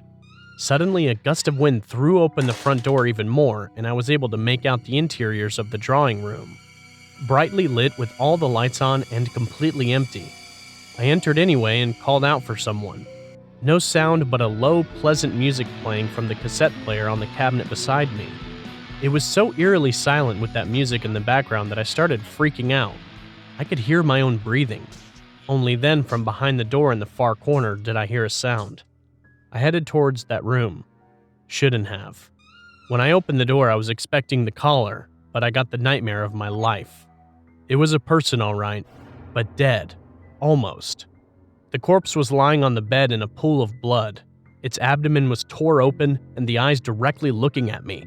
I wanted to throw up. In a split second, I was out of the house, not caring about who it was or who did that or the cold pizza in the box. I ran for my life just before pausing in horror at a face staring from behind the door of the same room where I had just been. It was a man, showing only his head from behind the door with a sickening smile on its face. I had been in the same room with that man for a minute or so. This was enough for me. I stepped on the gas and sped to my shop, throwing the pizza at my clueless manager, and from there to my home, where I laid for 4 days with a high fever. I quit my job thereafter. But what struck me afterwards was that no other houses except that cursed home had their lights on. It was like all of them were abandoned. I shrugged off that feeling at the time, but now as I come to think of that, I shudder. What was that place? My name's Oliver. I'm now 23, 24 on August 22nd, and I go by he, him, they, them as my pronouns. This happened to me when I was in my second year at university, majoring in hospitality. I was 20 at the time. I lived in a rental apartment that had 3 rooms on the 3rd floor of the apartment building, which was 15 minutes away by foot from my university, so I shared them with another 2 people to get cheaper rent. I shared them with a 3rd-year senior named Michael, who majored in electrical engineering, and an alumni who was in for his MBA for linguistics named Sam. We sometimes do like to play pranks on each other since we were kind of active on social media. Yeah, for the clout. Anyways, as I remember, on the 25th of August 2016, about 3 days after my birthday, I had headed back home after a part-time job around 6 p.m. On that day, both Michael and Sam were out drinking, which made me the only person home. As soon as I arrived in the hallway of my apartment, I saw a girl crouching in front of the front door to my room. I looked around for a bit before letting out a short, tiring sigh and said, "Miss, do you live here? Do you need my help to call the landlord just in case you lost your key or something?" I waited for a reply to my question for about a minute or so, and all of a sudden she started to stand up and look at me, and she asked if Leon was around. I kind of sighed with relief and told her Leon went out drinking with his friends. "If you would like, you can wait inside." She then smiled and nodded her head. I, however, without hesitation, just unlocked the door and let her in. I then told her to sit wherever she feels comfortable, which she ended up sitting on the sofa. I tried offering her drinks and asked if she ate dinner, and she said, "I don't need anything, I just want to meet Leon." I raised my eyebrow a little, and I proceeded to ask what her relationship was with Leon, and she told me that she was his girlfriend. From what I know about Leon, I've never seen him go on a date, or even talk about his dating life. All he ever told us was that he used to date a girl 5 years ago when he was heavily drunk a few months back. I then just shrugged it off since I wasn't interested in prying into someone's love life. I then asked her if she tried calling Leon, and she replied with, "I don't have a phone with me."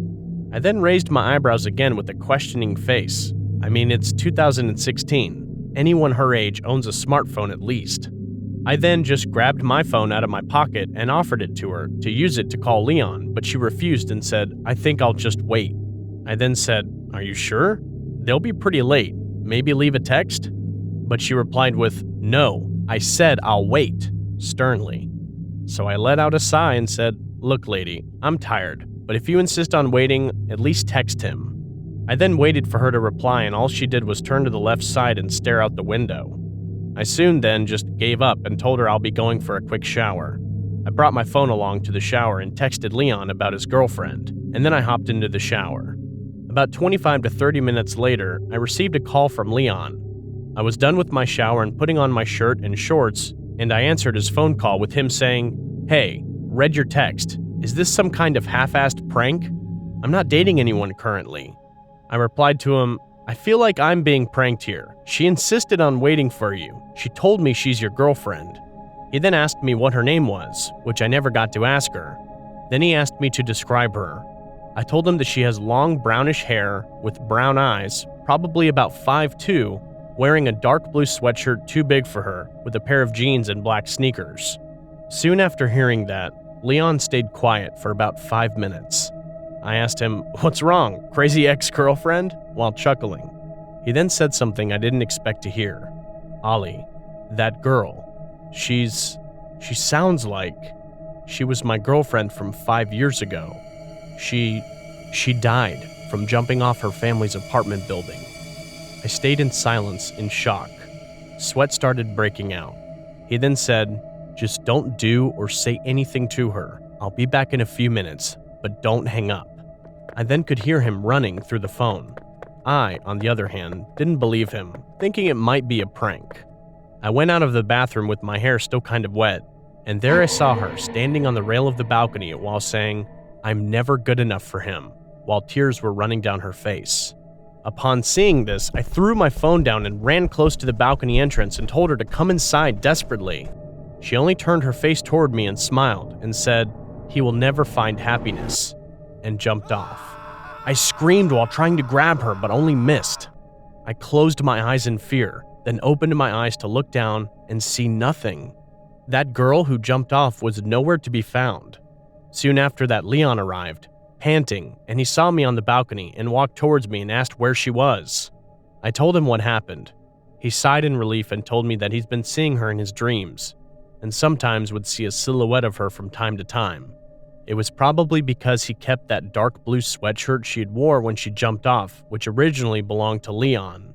He received them back from her mother a month ago during the anniversary of her death. Honestly, I don't know how to feel about that experience. Leon still hasn't dated anyone, and he never opens up about what happened between him and her. I never forced him to tell me anything, but the words she muttered before jumping about how he will never find happiness makes me think there might be more to her story. As for the sweatshirt, Leon told me he left it on her gravestone, and I've never seen her again.